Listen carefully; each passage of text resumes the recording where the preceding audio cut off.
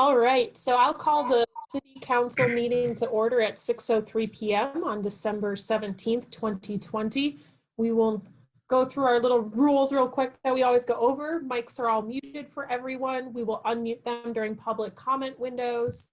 Members of the public will get 3 minutes. You can either let me know over the chat function if you'd like to make a verbal comment, or you can raise your hand in the participant section. If you're on the phone and would like to raise your hand and make a comment, it is *9 to do that.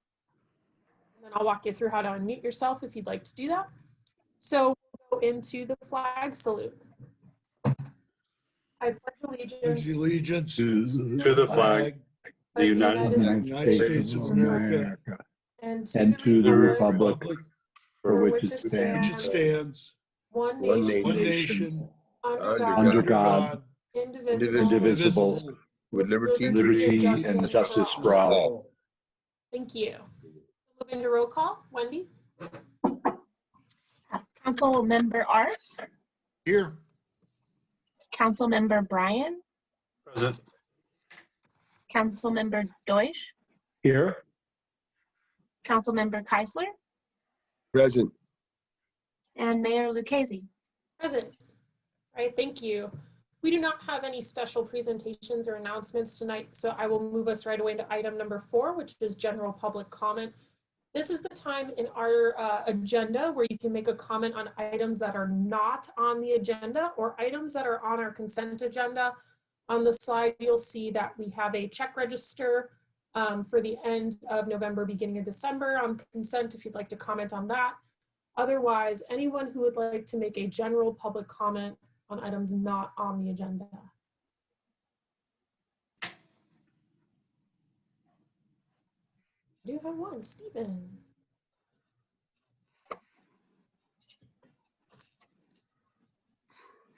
Hi, good evening. Can you hear me? Yep, go ahead. Hi, good evening. I'm here tonight because I wanted to give the city an update on the resource center before we go into our holiday break and make sure everybody knows where they can go for food and help while we're closed. We will be closed for 2 weeks for Christmas and New Year's. We do this every year to allow our staff and myself time to spend quality time with our family and practice self-care, which is what we always try to teach to our community members. Take care of yourself first so you can help others. We will be rolling out a new parenting series here in the new year, supporting families in the community with 0 to 5 children. We're working with the St. Vincent de Paul and the community church on the Christmas baskets. All the food has been purchased through the Dunsmuir market, and Ray and the community church will be putting those together this weekend. While we're out, St. Vincent de Paul and Dunsmuir has a well-stocked pantry, and they're more than happy to help anybody that might need food while we're gone. We did deliver food through our commodities distribution, so hopefully people have enough food, but if you need food in the meantime, their phone number is 859-1039.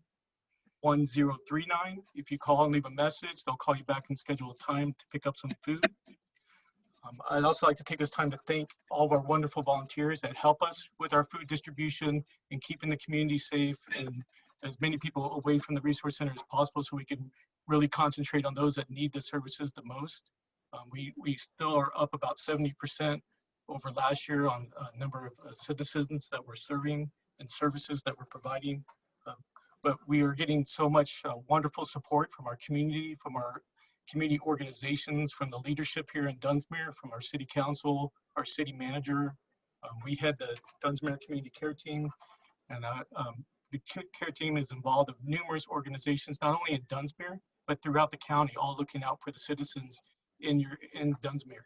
So I just want the citizens to know that we are doing what we can to support the community during this pandemic. And hopefully with the new year, with the rollout of vaccines, we can get back to somewhat normal in a quicker manner. But I'll try to keep this brief. I just wanted to thank everybody more than anything. This has been a hard year for everybody, but it's been really inspiring to see us all come together and work together. And it just shows if you practice kindness and you work together, that anything is possible. And that's about it. And I just want to say happy holidays and thank you. Great, thank you very much. Just a really quick follow-up question, Stephen. Excuse me.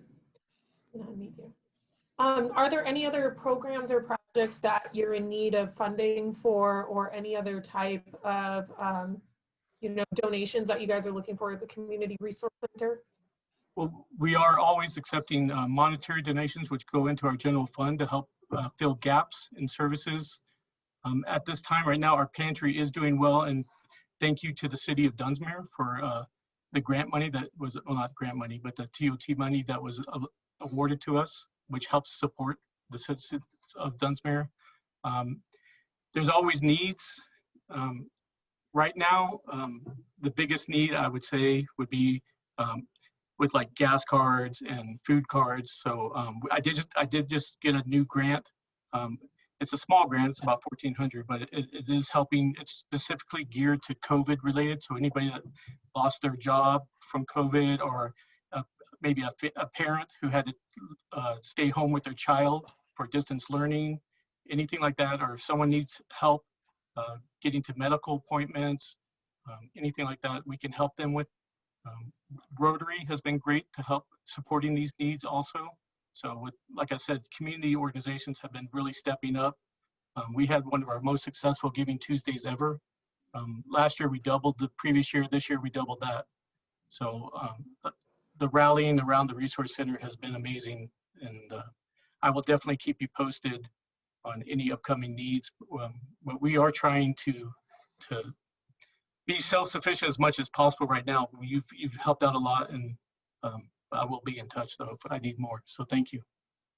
Thank you very much. And I know for all of the council members, everything that the Community Resource Center is doing for the residents is essential and really a huge impact to the community. So thank you so much. Thank you to your volunteers, and thank you for everybody who's able to donate this year. But thank you so much, Stephen, for what you guys are doing. Yeah, thank you. Thank you, everybody.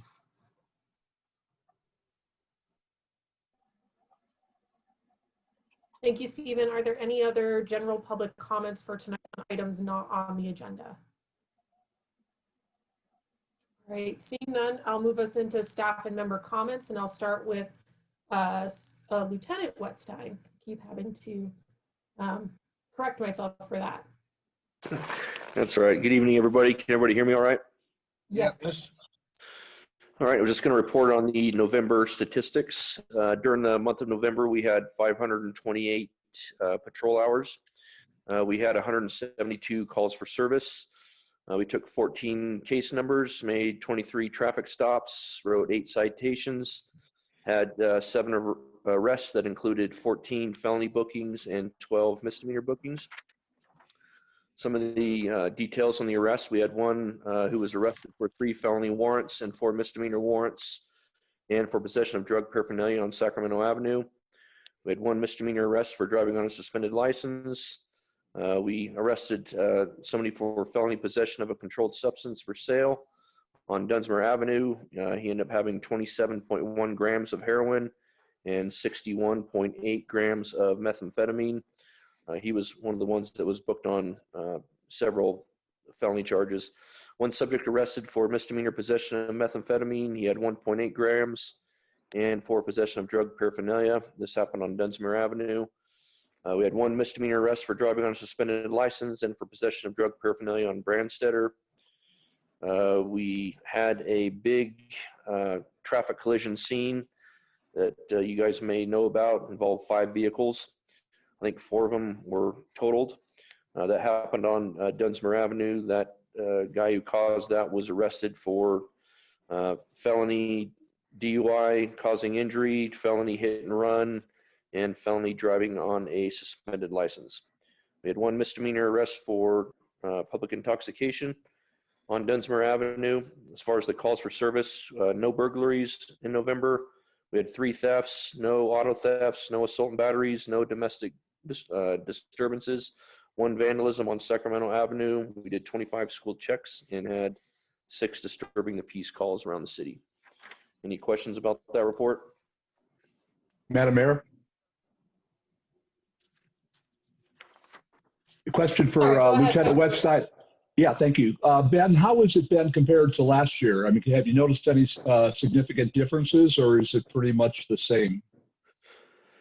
No, I think it's pretty much the same. It seems like that we've had a little bit of an uptick in major drug arrests, but not by much. We just have a couple people in town right now that we know are a little bit further up the food chain on drug activity. One of the ones that we had that we arrested this month was one of them, and we're keeping an eye on them, and our task force knows about them. But what was concerning about this one is that he actually had quite a bit of heroin on him and quite a bit of methamphetamine too. So, but we are monitoring it. Other than that, it appears about the same as last year. Thank you. Any other questions, council members? All right. Well, thank you, Lieutenant Wetstein, and have a happy holiday. Thank you for taking the time to speak with us today. Thank you. All right. I'm going to move us over to City Manager Uhas. Yeah, kind of piggybacking on what Steve Bryan had to say, the Dunsmuir Clinic, if you don't know already, is taking reservations for COVID testing, which will take place on Fridays at the Resource Center. So if you haven't gotten your test and you don't want to drive, that's the place to do it. There's just a lot of stuff in the works, including the Mossberg Trail and the Butterfly Bridge, and cooperation from UP on both projects. Just a lot of stuff in the pipeline, in the works. And I also wanted to alert council members that you have a link to the Business View magazine article that finally came out, which I think you guys will find interesting. That's it. Right. Are there any questions for City Manager Uhas? Todd, for the people that don't know about the article, would you give just a one quick summary of what it's about? Sure.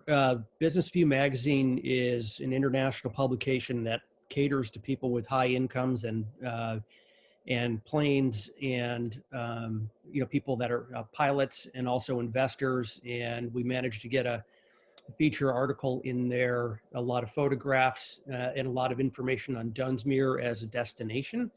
And so we're hoping that we get some leads in terms of economic development out of this article. Thank you. Councilmember Arth, go ahead. Well, I only wanted the city manager to talk a little bit about the loss of his father and suggest that we recess today's meeting in honor of Todd's father. Thank you. Yeah, so council members and members of the public who are here will take a few moments of silence in honor of City Manager Uhas's father. Thank you.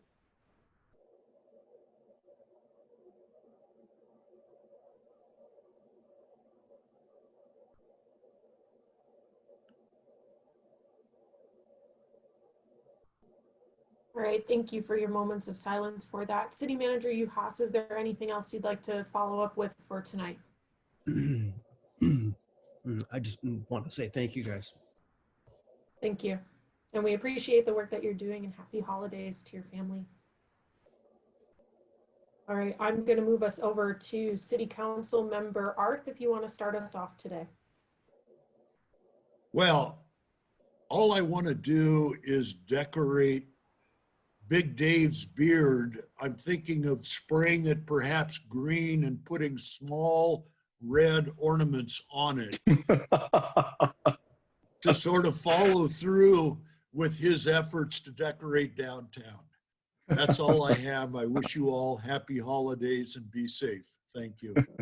We'll have to organize a COVID body hair competition.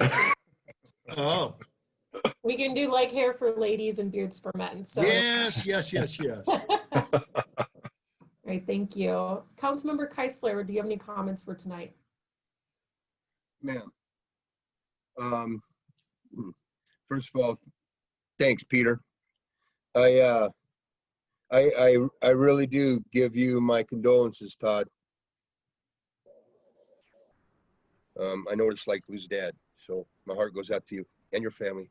And on another note, I'd like to give props to the sheriff's office for the bus that they made the other day. That's what I'm talking about. You know, clean up the streets. I'm proud that you guys are doing what you're doing.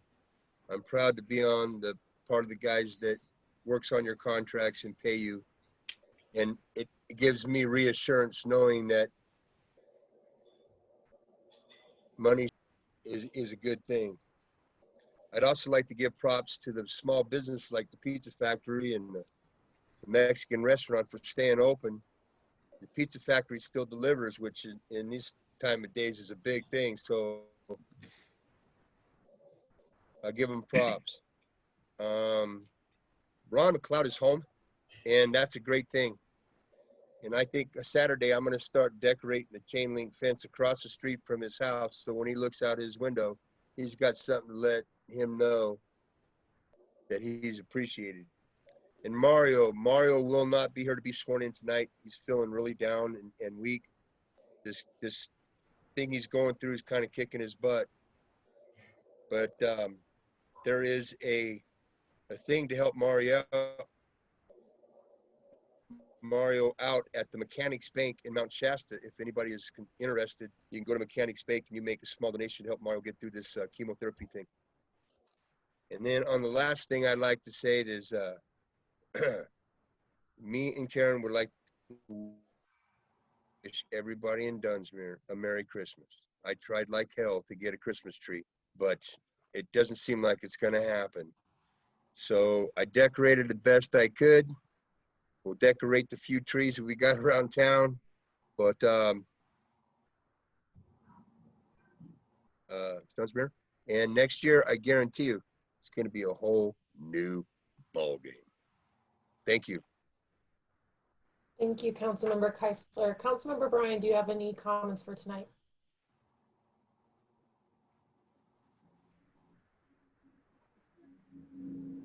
Oh, there we go. Well, yeah, I just have a few brief comments. I would just like to thank Stephen Bryan for all of his work at the Resource Center. I'm just echoing my fellow council members here, but it's very important. These are trying times, unprecedented trying times, and we're much stronger for the work you do there. I really deeply appreciate your involvement in the community. I'd also like to thank, I believe the Cornerstone is going to be giving out free meals as well coming up in the future. I don't remember the day. I did read that a while back. I believe it's coming up this next week. But thank you to the management and owners of the Cornerstone for that. I know it's much appreciated in our community. Todd, I would like to publicly give my condolences to you at the passing of your father. I don't know what you're going through yet, but I respect it as a very, very difficult time, and I wish you all the best for you and your family there. Big Dave, if you need help getting a Christmas tree, just give me a call. I happen to work in a place where there's a lot of Christmas trees. That's true. I can get you set up before Christmas. Not too late. All right, let's work on it. Thank you. That's all. Thank you. Right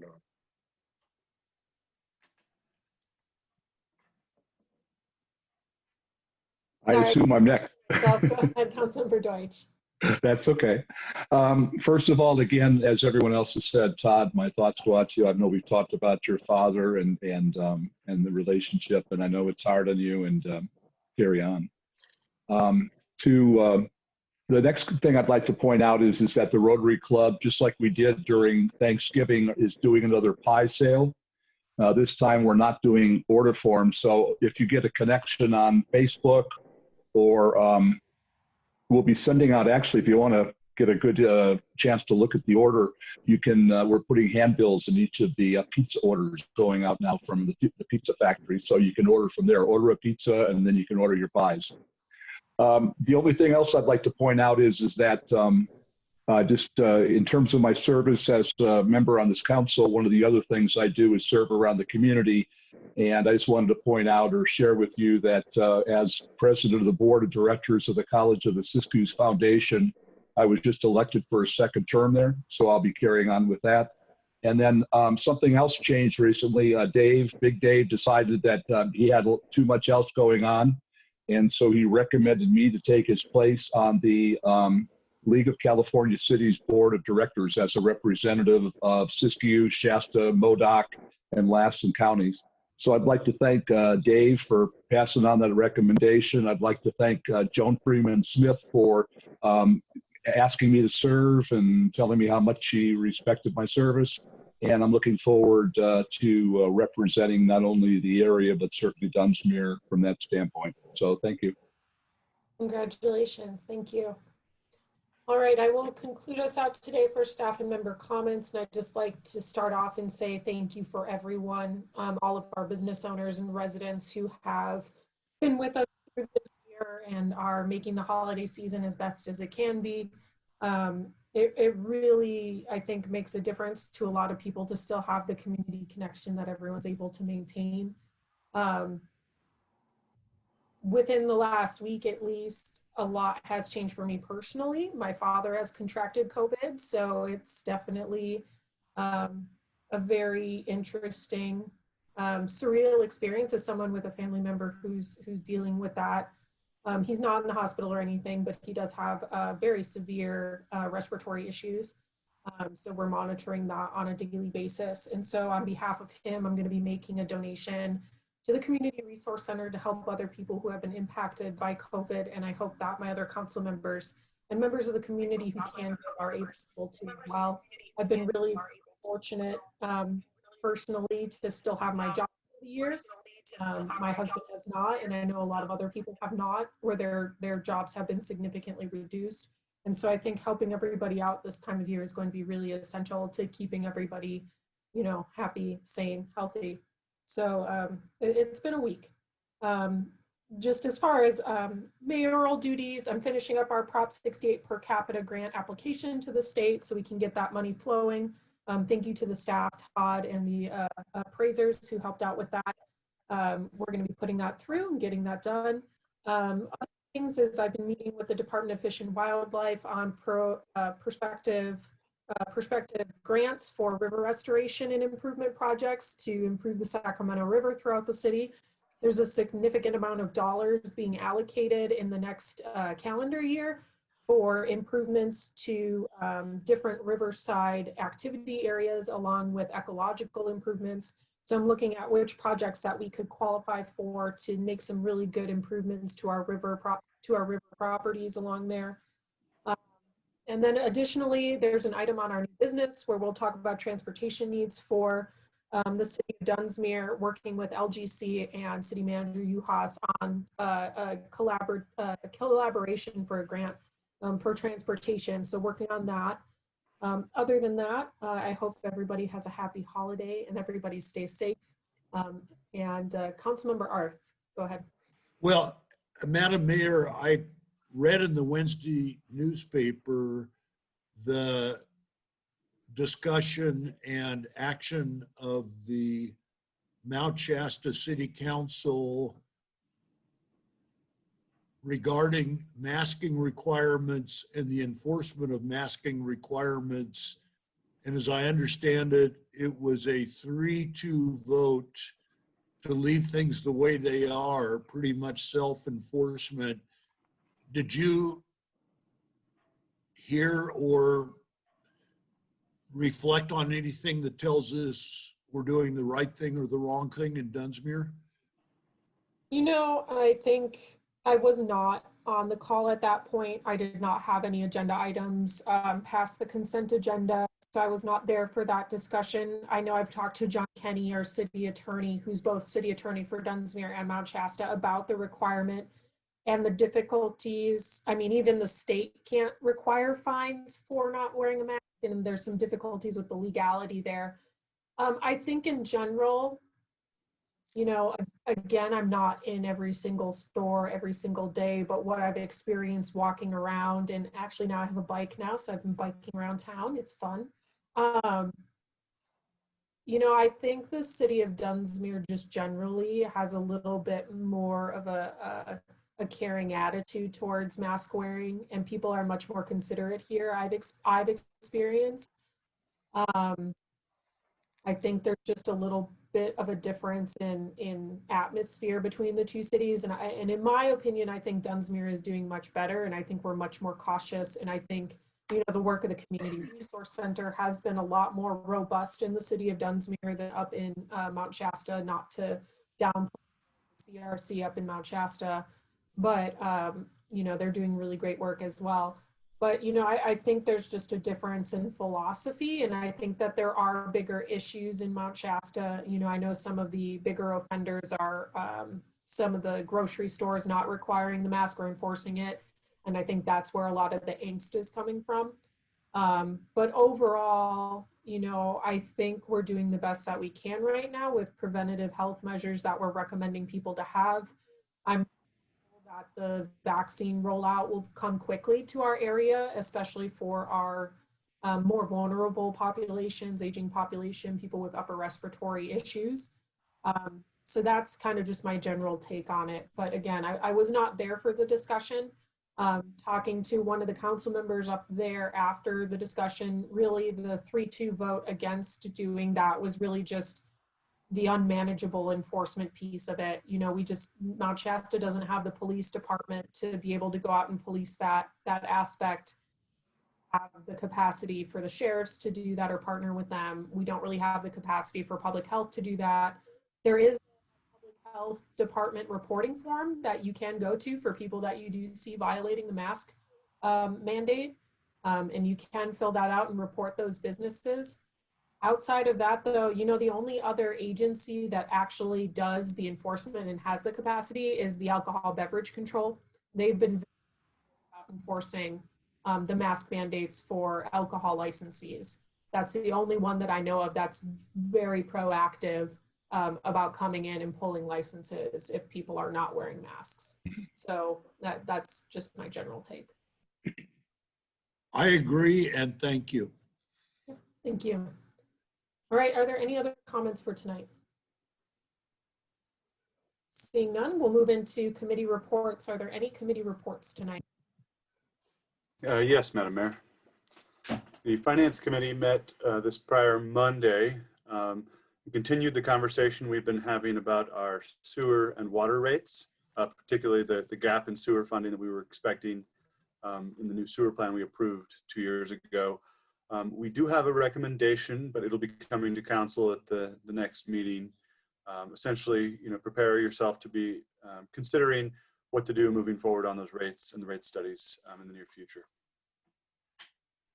Okay, thank you. Are there any questions for the Finance Committee?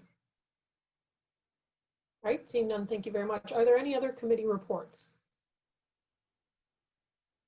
All right, seeing none, we're going to move into approval of the minutes. So tonight we have City Council regular meeting minutes for December 7th, 2020.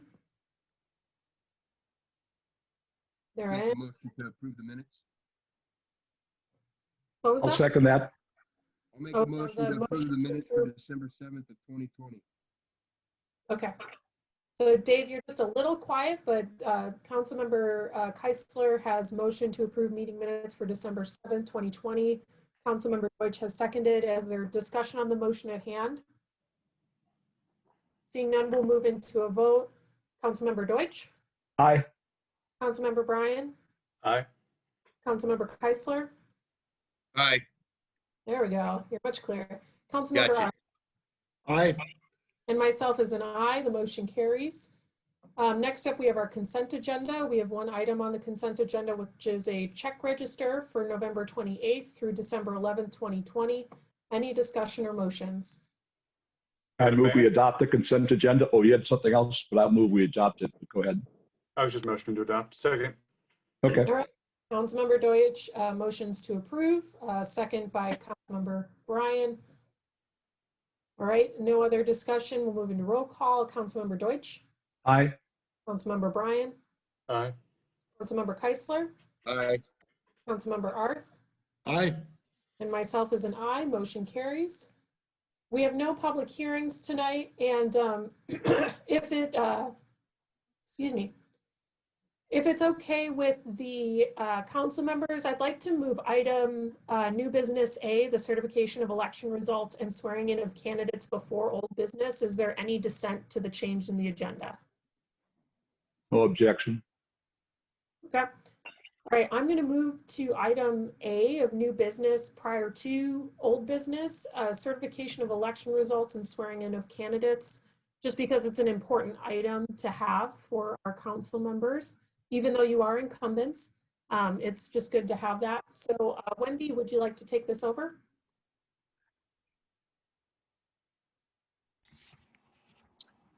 Yeah, sure. So I don't know if you want me to go through the results of the election, but let's do that one by one. So for members of City Council, Big Dave Keisler received 430 votes, or 29%. Councilmember Deutsch received 366 votes, or 24.95%. Ahmet Tassi received 352 votes, or 23, almost 24%. Sandra Vaughn received 319 votes, or 21%. And so final results would be Mr. Keisler and Mr. Deutsch winning re-election for City Council. And for the position of City Treasurer, Mr. Rubino received 453 votes, or 55%. And Ms. Marlatt received 364 votes, or 44%. There was no write-ins for either the council or treasurer. And Mr. Rubino won re-election as City Treasurer. And as I understand it, Mr. Rubino couldn't be with us tonight. So we'll just be doing the oath of office for Mr. Deutsch and Mr. Keisler. So If I could have. So I do believe before oath of allegiance, we do have to motion to certify the election results. Oh, I'm sorry. And there's one more item, Madam Mayor. There's the measure age, which received a 507 votes for no on measure H, 335 for yes. So measure H did not pass. Thank you. All right, council members, are there any questions before opening public comment for the certification of election results? All right, seeing none, is there any member of the public who would like to give public comment on the certification of election results?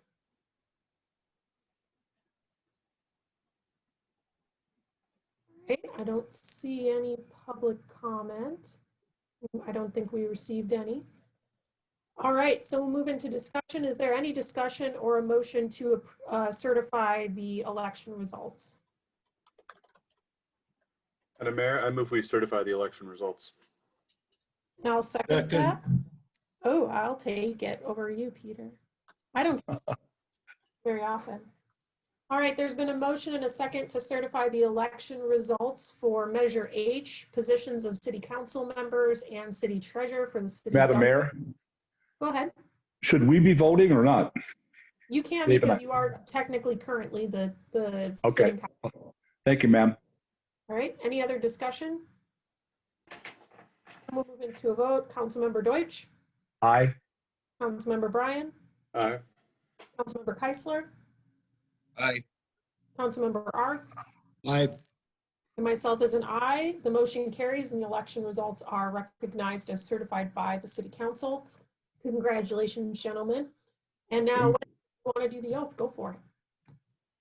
Yeah, so if I could have Mr. Deutsch and Mr. Keisler raise their right hand, please, and repeat after me and say, I and your name do solemnly swear.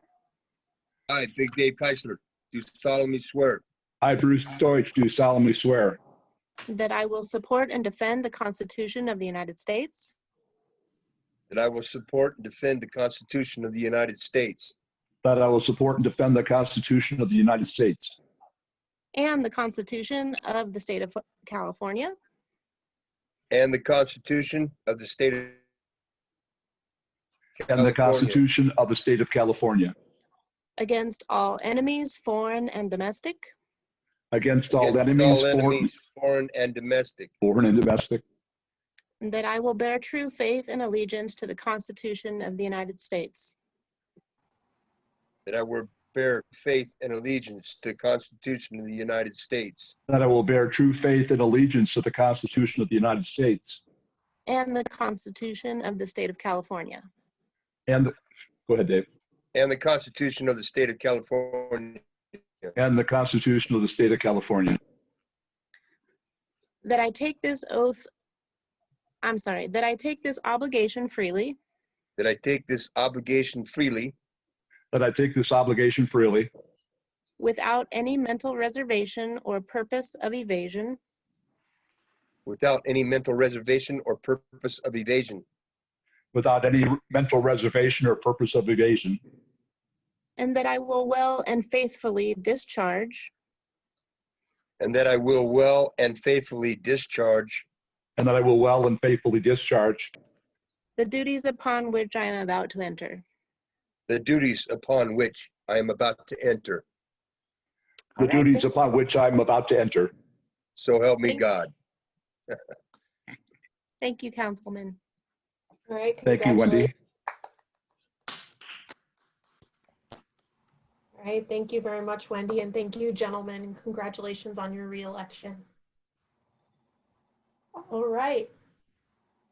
Seeing no other items for new business A, we'll move back to old business. City manager contract amendment regarding compensation, and I will hand this over to Councilmember Deutsch. Thank you, Madam Mayor.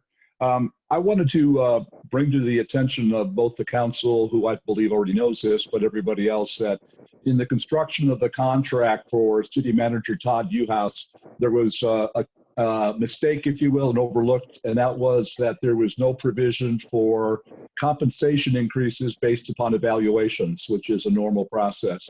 Looking back on the contract that we had for City Manager Mark Brannigan, there was a provision in that contract that specified a $5,000, so a certain amount, that would go towards the city manager after 1 year of service if it was satisfactory, and then another $5,000 after a second year if it was satisfactory. Since we do not have that, we're now stuck with the idea that there's no way for us to work into the process regarding regular increases in the contract based upon performance and based upon evaluation of the city council.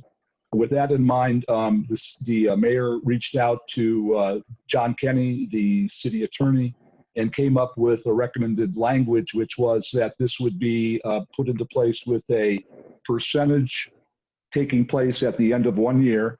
That would be a percentage increase based upon satisfactory performance, and that would be between 2.5% and originally he said 3.5%. But when you look at the comparison to the $5,000 increase that we had for Mark Brannigan, that would not have come close to giving similar compensation to Todd Uhouse. So with that in mind, talking with the mayor, we proposed that it be a percentage increase upon satisfactory completion of 1 year of service, and that would be between 2.5% and 5%. On the other hand, there was also the fact that there is no way to do retroactive payments or compensation for California state employees.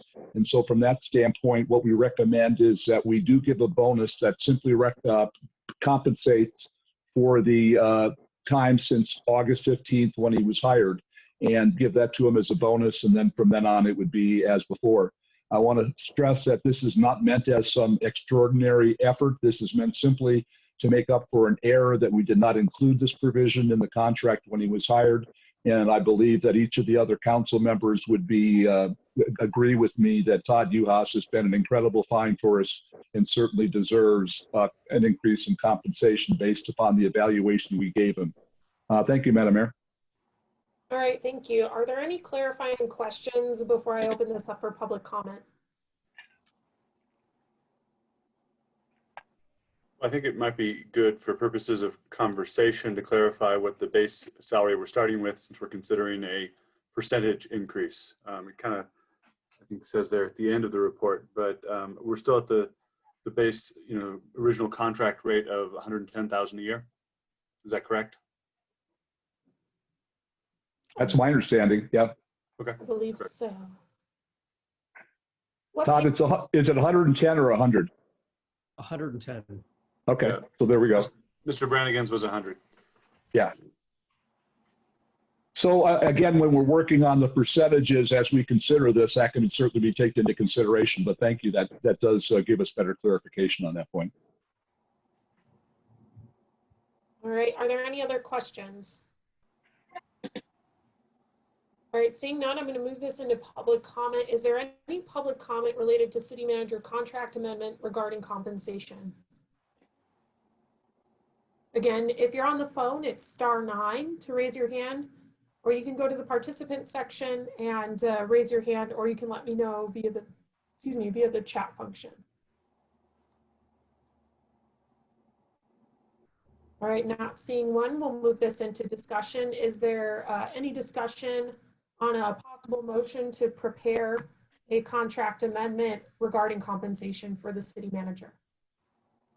I think it would be helpful just in general for tonight to direct staff or to prepare the amendment language for the contract and bring the contract back to the next meeting so that at least we can show the actual language that's being chosen on the final contract. We can do that via consent if we're all in favor of a contract amendment. And we I could would have to concur with that. That's a great idea. Yeah, just for the sake of transparency so that the public and council members can see the exact language that we would amend into the contract. I think we would need to decide on, well, first off, one, if we'd like to do this, and second, what the appropriate, or if we're just going to do the range for possible percentage increase, or if we're choosing a % increase that's guaranteed upon satisfactory, and then discussion on a possible bonus. So there's kind of 3 pieces there. Well, Madam Mayor, can we make this suggested motion that's in my packet? Sure, if you'd All like. right, I'll make the motion to approve the amendment to the city manager's contract to reflect the percentage pay increase and bonus to reflect time elapsed since the anniversary of the city manager's hire date. Okay, so that would approve it outright without bringing it back to council to look at the exact language. I don't know, Wendy, my packet doesn't include the city manager contract language. There was a revision that was sent out. That's where he's looking at. Must have missed a revision. Oh, Yes, thank ma'am. you. Yeah, I must not have the revised one. Thank you. Sorry, go ahead. So yeah, if it is in the agenda packet that's available, then I would be comfortable with a motion to approve as well. Okay, so there is a motion on the floor to approve. Is there a second? I don't quite understand. Maybe I have the old one without the approval, but I don't quite understand what the motion covers, because I'm hearing in this report a suggestion from our city attorney. Yes. So we're approving the suggestion? So It's more of a technical thing. What are we approving? We would be approving the language that would be amended into the city manager's contract. I was mistaken at the beginning because I didn't think that we had that in front of us because I didn't have the addendum in front of me. But if we have the language and we're comfortable with it, the motion on the table is a motion to approve that language to be amended into the contract with a bonus to equate the amount of money that the increase would be from the August date. Okay, and then we'll discuss the actual quantities at a future meeting, or do that subsequent to the motion's approval? So based on this, let me, 1 second. Okay, I'm getting my information on page 9. The paragraph above options. One other item to consider is that the past city manager's contracts annual increase have been fixed at $5,000 per annum. The comparable percentage increase that would meet past percentage would include either a 4.5% increase would net $4,950 or increase netting $5,500. Note 4 months have elapsed since the anniversary of the city manager. That's where I was getting that from. Okay, here we go. I found it. All right, you should be able to see, here's the staff report in the packet, and I just didn't have it in mine, so Matthew might not have it in yours, but the suggested motion is right here at the base, or actually, no, that's not correct. Mine is Children's much Park. smaller than that. The suggested That was motion. Children's Park, Yeah, that was the last Madam meeting. Mayor. Yeah, sorry, that was the last meeting. I have to go find it. I just see approve or reject the amendment to the city manager's contract to reflect a percentage pay increase and bonus to reflect time elapsed since the anniversary of CM's hire date.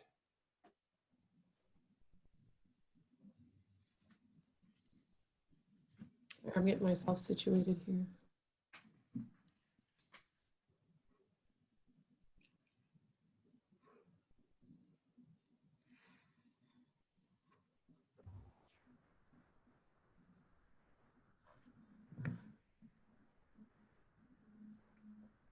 It's not the right one.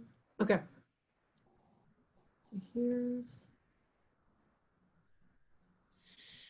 All right, so here's what I've got. And Big Dave, I believe. Yeah, so in the packet, it's this is what the suggested motion is. Big Dave, do you happen to have?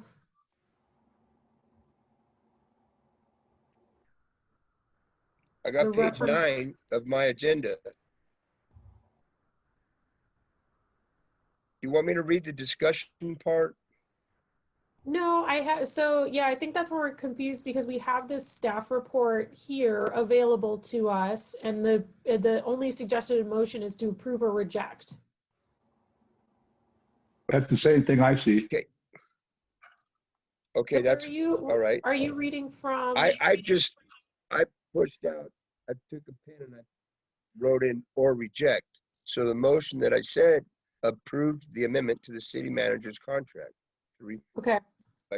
You guys want to me to reword that to where I can bring it back to council for approval once we get numbers for transparency? Yeah, why don't you do that? I think that's a little bit easier for today. So I think your suggestion, what I would suggest is a motion to approve the amendment to the city manager's contract as per city attorney recommendation for future review. Okay, let me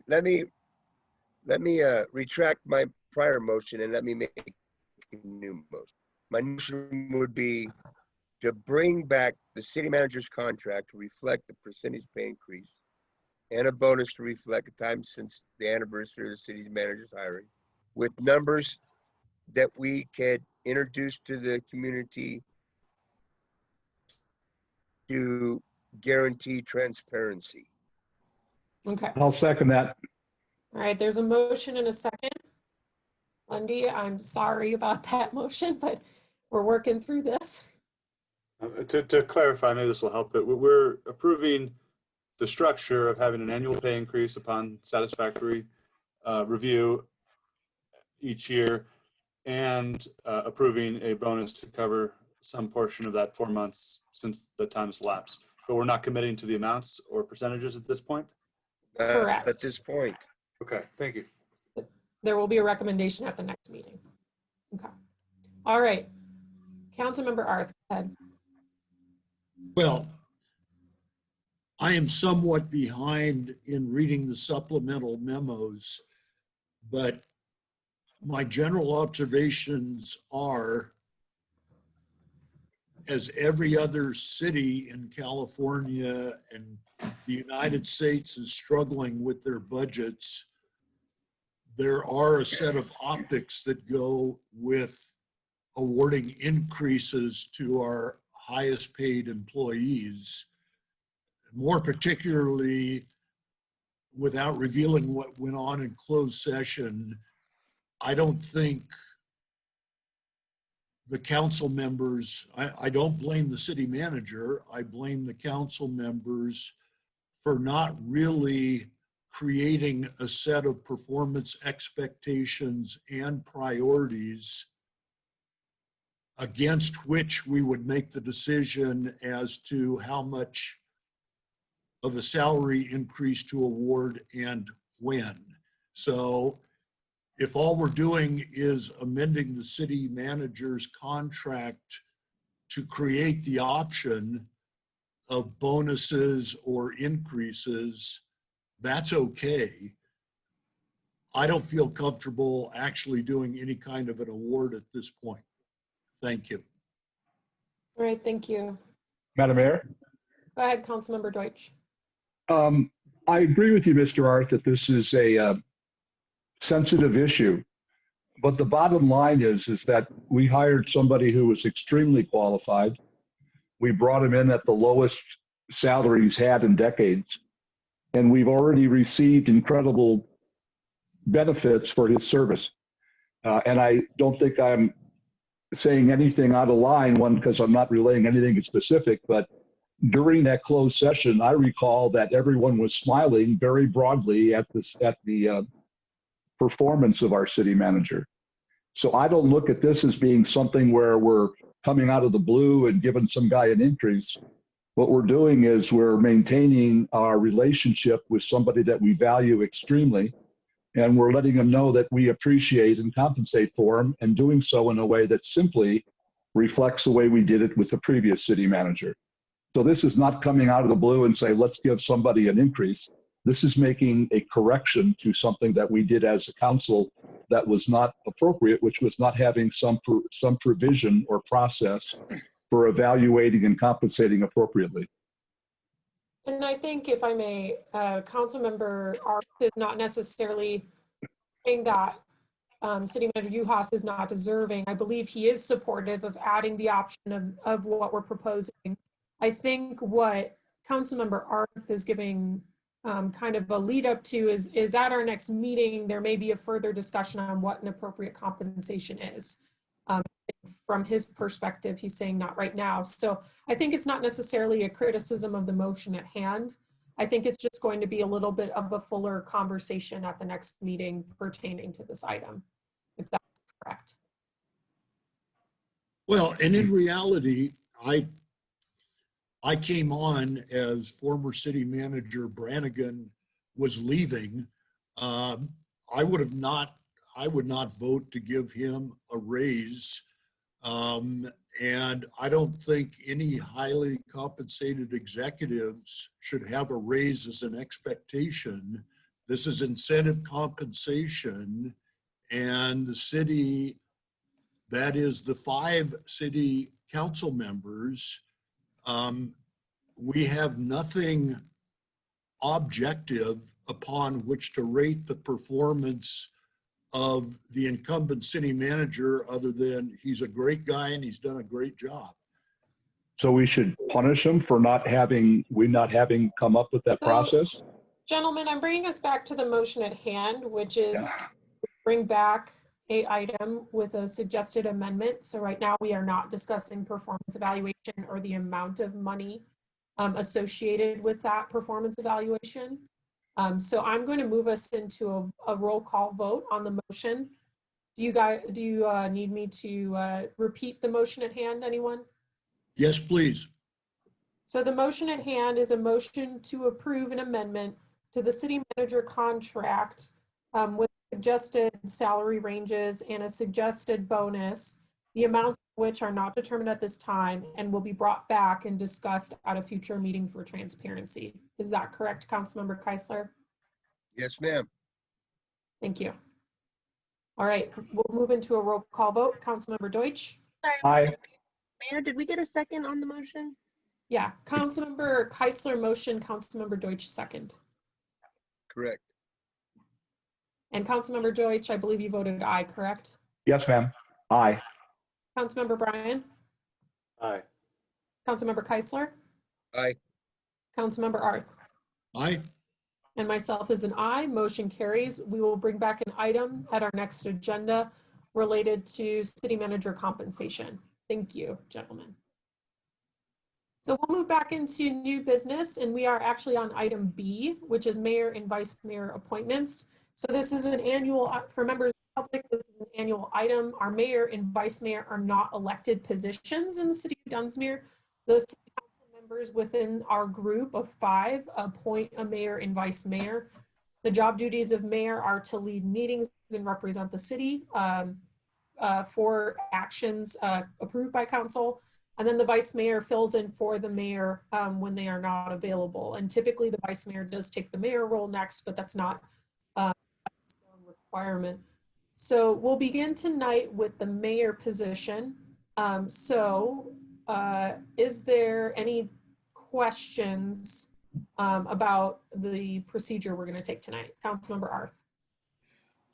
Well, I would like to make a motion when you deem it appropriate, but I'm sure all of us are interested in knowing, as well as the public, whether you're interested in serving in the position for a third year. Yeah, I can do that. You know, I feel like I've come into every single meeting not knowing that people were going to appoint me or want to appoint me.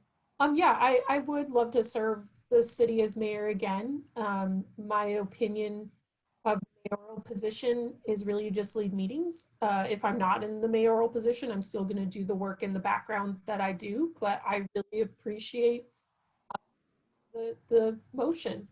So Madam Mayor? Councilmember Deutsch. Yes, I'd like to ask Mr. Bryan a question. Mr. Bryan, are you interested in being a mayor? I'm certainly interested in being mayor. However, I'm very pleased with the leadership of our mayor in the last 2 years, and I'd be more than happy to continue in the role of vice mayor and support her in her leadership. Thank you. Okay, so right now we have one motion for appointment for myself to mayor. Councilmember Deutsch, was that a motion to appoint Councilmember Bryan as a candidate for mayor as well? Well, I just want to understand if he would be happy doing that now, because if he would, I would move that Matthew Bryan be made the mayor. If he's busy and would like to wait a year, that's another circumstance, and I can understand that. I just hope that we find the balance for everybody, so I'm open to whatever. Okay. I'm more than happy to serve as mayor this year. I'm also happy. I nominate Matthew Bryan to be mayor. I second that nomination. All right. So for appointing mayor or vice mayor, you don't need a second. You just have to put someone up for the candidate position, and then they just have to accept. Okay, so we have 2 nominations for mayor. Is there any other nominations for mayor? All right. So before procedurally, Wendy, we move into public comment after this. Would that be appropriate? I always forget how to do this the correct way. I wish I had a definitive answer, Madam Mayor, but I really don't know. Okay. You know what? I will. Public comment. So prior to Madam Mayor, we've voting never on had this, public. I mean, I'll open it up for public comment. So we have 2 candidates for the mayor this year, which is myself and Councilmember Bryan. Is there any public comment on the item?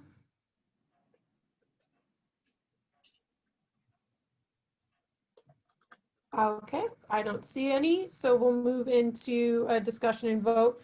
Councilmember Bryan, the most recent nominations, so he is up first. Through a roll call vote to make it easier. So the motion is to appoint Matthew Bryan as the mayor for the city of Dunsmuir for 1 year. Councilmember Deutsch. Aye. Yes. Councilmember Bryan. Aye. Councilmember Keisler. Been on the sidelines for 2 years, bro. It's time to step up. Aye. Councilmember Arth. Madam Mayor, with great gratitude, you've set the bar very high for whoever succeeds you. Aye. All right, and I will myself vote aye. So that's 5-0 vote for Councilmember Bryan becoming mayor. Congratulations, Matthew. Congratulations. Thank you, everyone. I'm deeply honored. And, you know, Big Dave, I don't really view it as on the sidelines. I think we're all working together here, and we've done a lot in the last 2 years, and I'm certainly looking forward to the next 2. And I'll do my best to keep our meetings efficient and productive, like our mayor of the past 2 years. Thank you, Madam Mayor. Thank you. So you get to take over from here and let me know when you'd like me to move over to the slides, since I did not talk to anybody about how to transfer that. So go ahead. Or you could, if you have the slides, if you can continue with this meeting, I'll get the slides from you for the next. Okay, cool. But go ahead. You're Mayor Brian now. All right, let's move forward with the vice mayor appointments. Are there any discussion or any motions people would like to make? I have a motion to make. I believe that in this extraordinary circumstance, we have a member who has been elected 3 different times to the city council. And I would like to propose and nominate Dave Keisler to be vice mayor.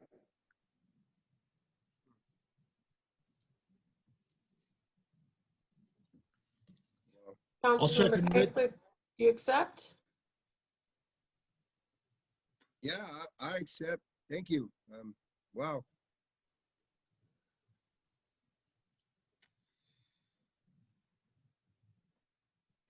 Do you hear me? Yeah, we heard you. Matthew, do you want to take it away? Yeah. I didn't hear Big Dave. Big Dave? Yeah, Big Yes, Dave I said yes. accept. Okay. All right. Is there any other nominations for the role of vice mayor at this time? All right, seeing none, we'll move into a roll call vote. Do you want to do public comment on it? Yes, public comment. Is there any public comment concerning the election of Councilman Keisler as vice mayor? I don't see anybody with a hand. Yeah, you can raise your hand or hit *9 if you're on the telephone. Seeing none, I'll move into a roll call vote. Councilman Deutsch, Aye. Councilman Keisler, Aye. Councilwoman Lucchese, Aye. Councilman Arth. Aye. All right, 5-0. Thank you for being vice mayor, Keisler. Thank you, my fellow council members. I appreciate your confidence. And I'm honored to work with you guys. All right. Congratulations, Mr. Mayor. Thank you. Yeah. All right, let's move forward then into item C, city committee review. There's a lot of committee to review. Procedurally, what would we like to do with this item? Is it really our intention to revisit every committee appointment? I know Councilman Arth was the one that brought this up at the past meeting. We do have a number of committees. If we could go down to the next page. So I threw up the little report in here to kind of lead us through, just to kind of get the ball rolling on this item, since I prepped a bunch of this for the agenda. Is it okay if I take over for just? Yes, please, Okay, cool. please continue. So City Council has a series of standing and ad hoc committees that have been created over time that serve various public services. Councilmember Arth has been asking to review the committees for a couple of different reasons, to my understanding, one of which is for the discussion of the creation of a historic district committee or board, which is to serve the historic district, but it also to review some of the committees that haven't been meeting frequently or don't have a very clear charge. So here's just a couple questions that we can address today, or I had intended this item to be a two or three meeting item to kind of really hash out what's going on. So I think the first question, looking at, some of these committees, is this specific committee needed right now? And if we believe that it is, why? One thing to note is that if we get rid of a committee that, just isn't really functioning well right now and want to bring it back, we have that ability. It's not an end all be all thing. So I had Wendy send me the previous committees, and I kind of sorted out the committees that are either unresolved, do not have a specific charge, or, we would like to clarify a little bit more. And I know Councilmember Deutsch has talked a little bit about the first one. So the first one we have is the Economic Development and Tourism Standing Committee. So I think it was about 2 years ago that Councilmember Deutsch and Councilmember Bryan were appointed to this committee, but the committee has not been meeting on a specific schedule and does not have a charge or other members to the committee. So that's definitely one of the first ones. So if we want to just take these one at a time, we can. Do we want to, just for sake of argument, are we intending to review all the committees and kind of discuss that, and then go into appointments at a different time? I was going to go through all at once. I was going to go through the review of the committees. I was going to start with the ones that have issues or are unresolved. But if you'd like to do, so I do have the other committees up on top. So first off, our Planning Commission is a Brown Act committee. It is required by state law. It cannot have any council members on the Planning Commission. And there are typically 7 members to a planning commission, which ours does have, with various terms being served. So their mission is basically to act as a legislative as well as a judicial type of committee. So the judicial portion is that the Planning Commission rules on certain instances of code issues. They'll rule on instances of permit approvals or denials, and then they process subdivision maps, which is a parcel map. So when you're subdividing a large property into smaller subsections of property. So that one we really can't touch as a city council, and I don't recommend screwing with that because there's a lot of state mandated pieces to that.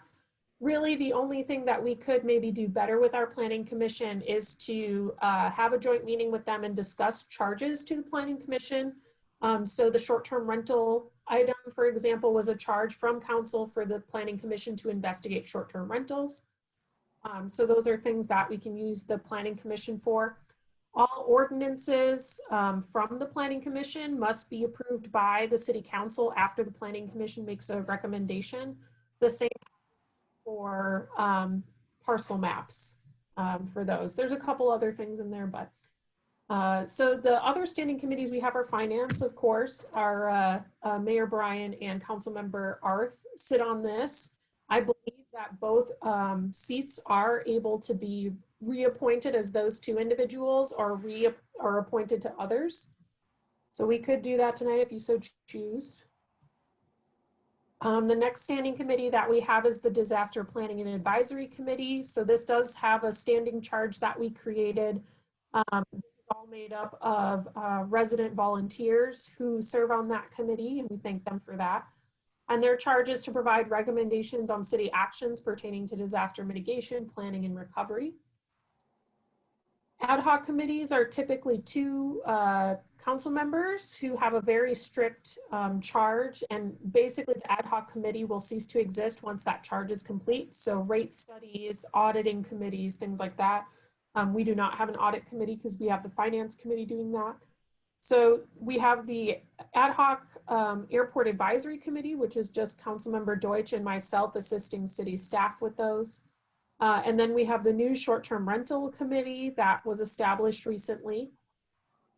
And then from there we have a Go ahead. Where do we stand with that one?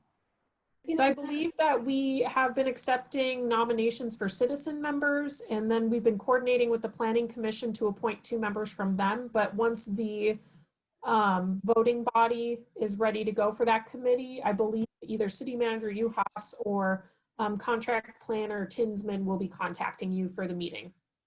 So I think Madam Mayor? those to come in. Go ahead, Wendy.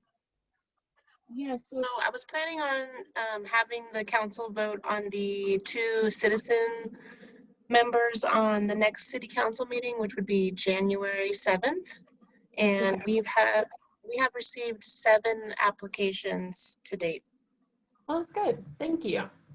Also, don't we have 2 members of the Planning Commission who have also already identified Spurlock and Kay? That is correct. And it was decided that in Spurlock's absence, since he's Nope, we lost you, Wendy. frequently out on a fire. Can you hear me? Oh. Yeah. I can hear you now. Okay, sorry. I think I have an unstable connection. It was decided that If Spurlock is absent, then Craig K will fill in for Spurlock. Oh, so it's Spurlock and Devin Warner then is what you're saying, with Yes, Kay as if an Spurlock- alternate. Exactly. Okay. Okay, so Commissioner Spurlock and Commissioner Warner are your two commissioners there. All right. Is that enough of an update for you, Councilmember Keisler? Yes, ma'am.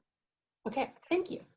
So then we also have assignments, which is to outside groups that are not hosted by the city of Dunsmuir. So most of these are prescribed to us. For example, the Lola meeting, it's typically city representatives. Sometimes we all go, sometimes it's just one of us. And then the city selection committee is typically the mayor of the city serves on that city selection committee. So Mayor Bryan will now be filling that position. There will be a Zoom meeting for that. So I will note that and get that to you. Great.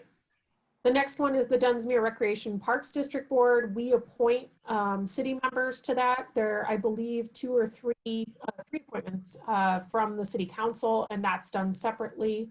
And then we have the Integrated Regional Water Management Group. Council member Arth has actually been serving in this for Penn City. City staff also attend those meetings to assist with any items. So unless Councilmember Arth does not want to be on the IRWIM anymore, we don't typically have like a term for when that person is assigned or appointed. So Mayor Bryan, do you want to go through and do appointments to the Finance Committee? I believe that's the only one with appointments available this year. We could do that. I know Councilman Arth expressed an interest of stepping away from the committee. Okay. It might be better to maybe schedule that as a specific item at the next committee meeting. Okay, and I think the work we need to do in addressing the less functional committees is probably more important. Okay. Thank you for that overview. I think that'll help all members of the public listening here. We have Mr. Mayor? Yes? I'd like to add one other thing here that just came up recently, and it would be in this area. So I just want to point it out, and we can bring it back later. But the Collier's Information and I always forget the second I there, and center, that is the Collier Center at Visitor Center up north of Wairika. That is a joint powers authority, and it normally has a representative from each of the cities in the county. I had been that representative, and I asked to be taken off of that because of the other things I've got going on. They asked me to find somebody that could replace me on that board of directors representing Dunsmuir, and I've checked with Mark Raleigh, who has a lot of experience in this realm, and he is willing to take on that role. So what I'd like to do is have that added as a position, and then have at the next meeting a vote to assign him as that. Okay, thank you. Also on this committee report, we have a public safety committee. It's an ad hoc committee that oversees our sheriff's contract. Well, thank you. Yeah, I did. That's Councilman Keisler and myself currently. We'll add that and make sure that's on the list. All right, so I think Councilmember Arth has his hand up. Councilman Arth? Well, I simply support the approach of Juliana to make this a 2 or 3 meeting exercise, because it's critically important to involve more citizens in the governance of our little tiny city than we have done to date. And the notion that some of these committees exist with no charges and no deliverables, I think is an exceedingly important point, that if we are going to have either a standing or an ad hoc committee, it's incumbent on the city working with the city manager. For our short-term rental committee, what do we want them to do and when, to create those paths of accountability so that at the end of 2021, we could say we really have made significant progress in these areas. So if we could spend tonight's meeting coming up with a rough agreement as to what the standing and ad hoc committees are going to be, and then reserve to the next meeting who would like to serve where, that would probably be more productive than just sort of mixing them up together and doing this on a helter-skelter basis.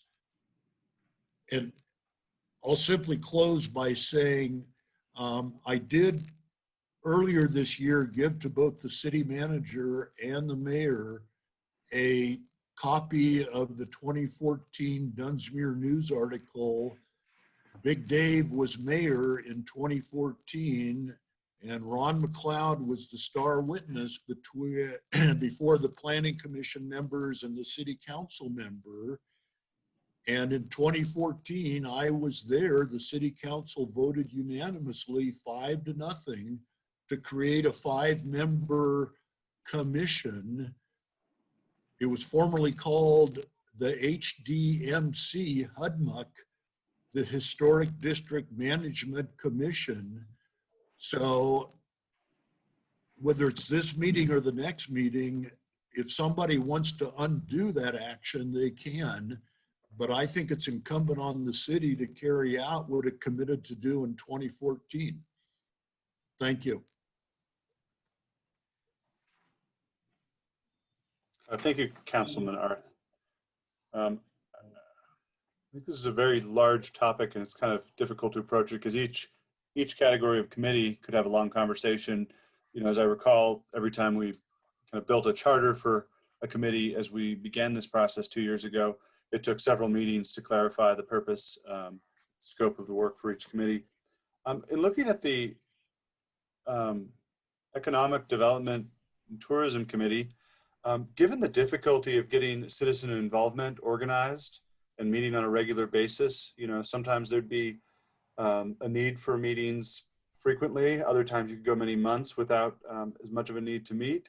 I was wondering if it might be possible to combine the Economic Development and Tourism mission, or at least known mission, to develop an economic development strategy. Perhaps combine that to the Finance Committee, which already has the infrastructure in place, with public input and members of the public attending it. I don't know if it was just a thought I was having when I read this earlier this week. Mr. Mayor? Yes? I was talking with Juliana, and she gave me some information that she's been having with Todd about a new approach to economic development in a committee. And I'd like to explore that going forward. As I understand it, the basic idea would be to work with either the Economic Development Council or with the chamber to have them involved in the process so that they become sort of the active element of economic development. And my big concern all along about just having meetings where we get together to discuss ideas is that we have such a overloaded city hall, and particularly with Todd Uhas, there's everything he has to attend is another thing added on top of him. So what I'd like to propose with this one is that we take some time to look at another model that might be appropriate, and then after we've done that, we can figure out who wants to be on it. Yeah, I definitely think considering appointments at this point is counterproductive.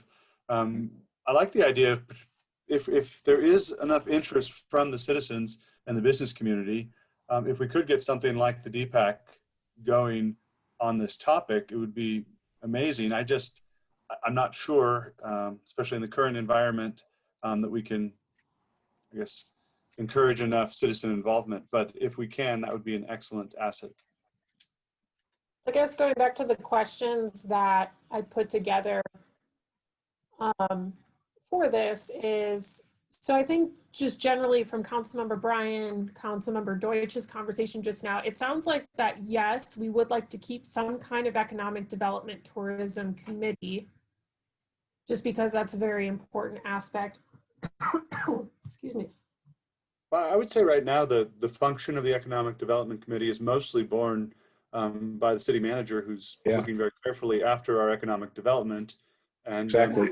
It might be useful to not weigh him down with further things. The other part is the city council is incredibly interested in developing economic strategies, especially in this time of COVID. So I for one think we could maybe place this one on hold and then maybe consider bringing back a different form of a committee, but possibly even just suspending this committee for the immediate future until we come up with an actual need that needs to be fulfilled. Because we know we need economic development, but whether a committee is going to serve that any better than our city manager and city council, I think is a question we probably should look into a little bit further. Very well said, sir. I agree. So, has his hand raised. Well, I'm a little bit closer to the business community perhaps than my colleagues. And we have had struggles and attritions in the year that's about to end.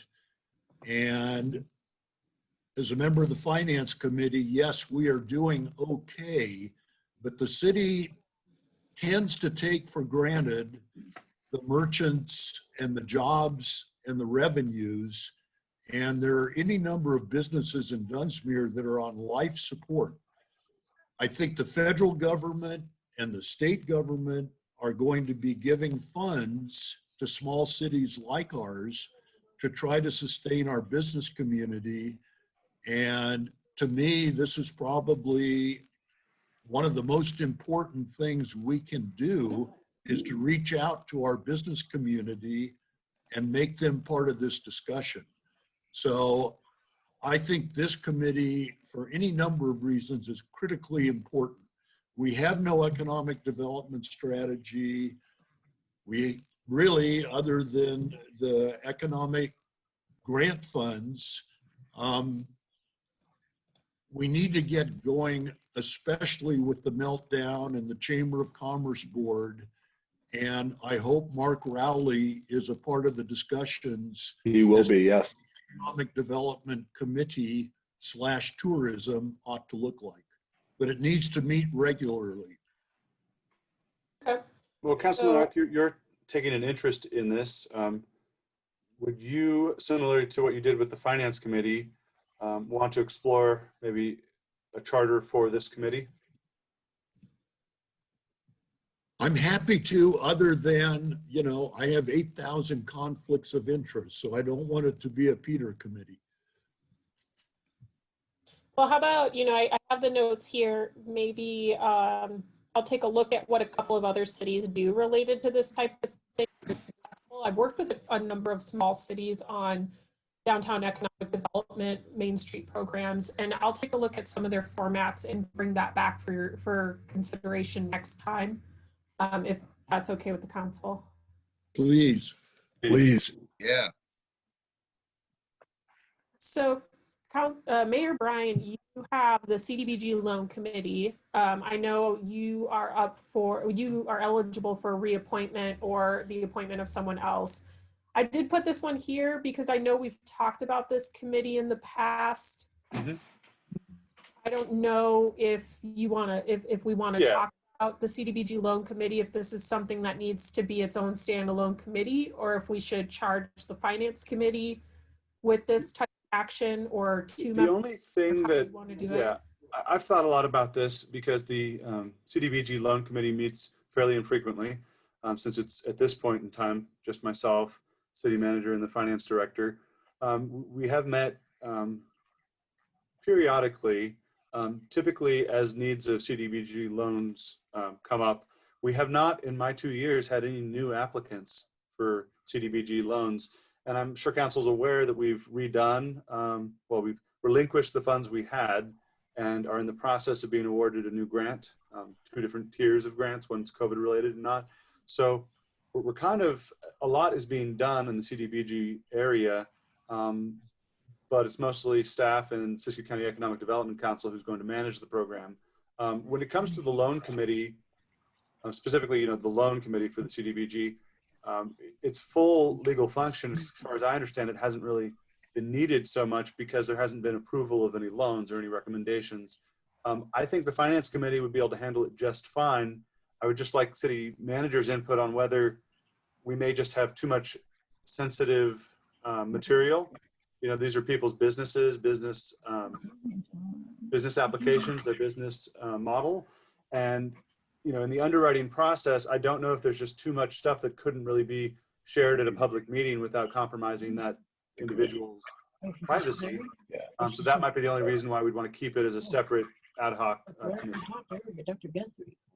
So to weigh in on that, I completely agree. Anytime I've been part of a loan committee related to CDBG, it's been closed, and really the point of it is to evaluate the business plan and to evaluate collateralization and other factors on whether we want to commit to loaning our portion of CDBG funds to whoever's applying.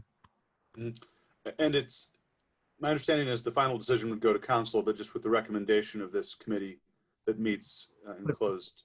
But in case we have to discuss proprietary information and not wanting that out there, of course, it would come and see the light of day at council. But I think it's important that we be able to have, you know, frank discussions with an applicant. And as far as the committee, I'm more than happy to continue service if no one else would like to. I enjoy analyzing business plans and helping with that. It hasn't really been functioning like normal because we haven't had applicants in the 2 years. But that will be changing, mostly because of the loosened restrictions. Our new program will open up a lot of opportunity for current and future business owners here in Dunsmuir. So is it fair to say that you're recommending no change? Yeah, it's a legally required committee. I think it's just good for us to understand that it is not an economic development committee. It is not even a CDBG program committee in terms of what good does it do for the community, et cetera. It's a loan review committee. So it has a very technical function. So kind of understand its charge. Okay. Meeting. We want to move on to the liaison then? Well, I've served several times on the loan committee as both a council member and a citizen, and it's extremely uncomfortable for our small community to be saying yes or no to a specific business and their ideas and their hopes and dreams. So I actually favor, if possible, collapsing this into the finance committee with the notion it's a staff-driven process as to whether an applicant for a loan is qualified or not. And the staff can recommend to the loan committee first and then to the council second. But it shouldn't be, you know, I like him, let's give him a loan. Thank you. Well, I completely agree. It should never be based on how well one knows or likes a business owner. But are you recommending structurally that we have it be given to the finance committee, but have a new closed session of the finance committee whenever this comes up? I think so. You know, the notion of having well-meaning citizens or council members doing what really is a due diligence for the loaning of public monies, I don't think there's much value added. It should be left to qualified evaluators with a sign-off from the finance committee and the full city council. Yeah, and we have attempted, I believe the interest is no longer there, but to have someone involved in banking here in town come onto the committee, because they would have special expertise to give the loan committee. So I would add to this is as part of our contract for managing CDBG funds, we have a loan underwriter who, before we ever brought this forward, we would have the recommendations from that person that we have on contract. So we've got a pretty good idea whether someone's going to, be approved or not. It's really looking at the business plan and whether we think that it's viable. And I understand that the discomfort of wanting to weigh in on whether something's going to survive or not. But I think it's one of those things that we need to at least talk about. And so if it is rolled up in the finance committee, I think that's fine. But I think we'll have a a pretty strong recommendation, you know, on whether that person is well collateralized, has a well thought out plan before we ever, it ever gets to the finance committee. Understood. So really quick, the only real big concern about this is when, under the Brown Act, when you have a Brown Act standing committee, only conduct closed session on specific items granted to you in the government code section. So for example, when the city council goes into performance evaluation, there is a specific government code that allows us to have a closed session on that and allow no public audience. My only concern with rolling this into the finance committee is that you may not have a government section available to you to be able to do this in a closed session, because the CDBG program is a federal program and not a state program. There may not be a government code section available to this committee to do this in closed executive session. So if we are going to roll this or look at the possibility of rolling this into the finance committee, I think this is something that the city attorney should weigh into. One of the other things you could do instead of that is have it an ad hoc of the finance committee, because you do not have to notice 2 members of the finance committee sitting on this committee, but you will have to notice the meeting if it's 3 or more of your finance committee meetings. So just really be careful about the roll-in, and that's my concern with rolling it into finance, is what you can and cannot do as a standing committee with closed sessions. Mayor Brian, Yes. what do you think? I think this is all, it feels natural to have it be in the finance committee because it's the people that are already qualified to look at finances. And as city manager said, by the time it gets to us, it's already going to have a pretty strong recommendation one way or the other. However, the discipline needed for a public meeting, this is not really a public matter. It goes to confidential material very, very quickly. Absolutely. So I'm open to both. I think perhaps I'd most want to hear, our city attorney's opinion if it's possible. And then on a practical note, it sounds like our city manager has far more experience with these loans than our council at least currently has. So he might have some view, especially with the new arrangements. I mean, he's been working very hard to set up this program. It's not quite online yet, I don't believe, but I mean, it should be coming any month or any week or month. So I think, I would weigh strongly our city manager's recommendation as well on this one. So I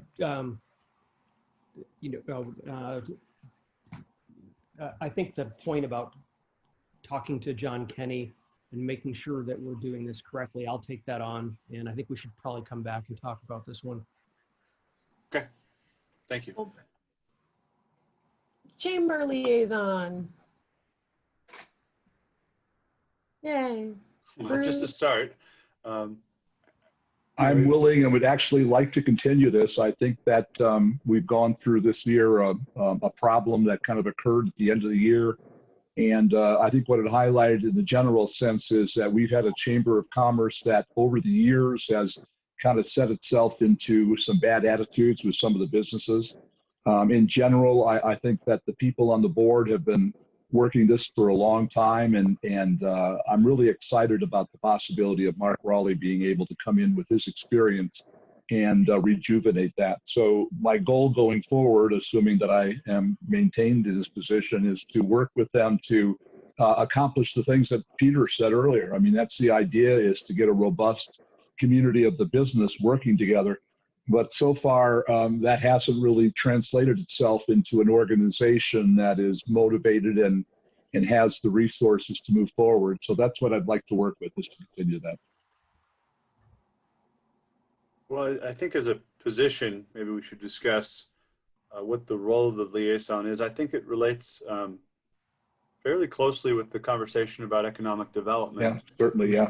We know we need strong ties with a robust chamber for success at this point in time, at least, or something like the chamber.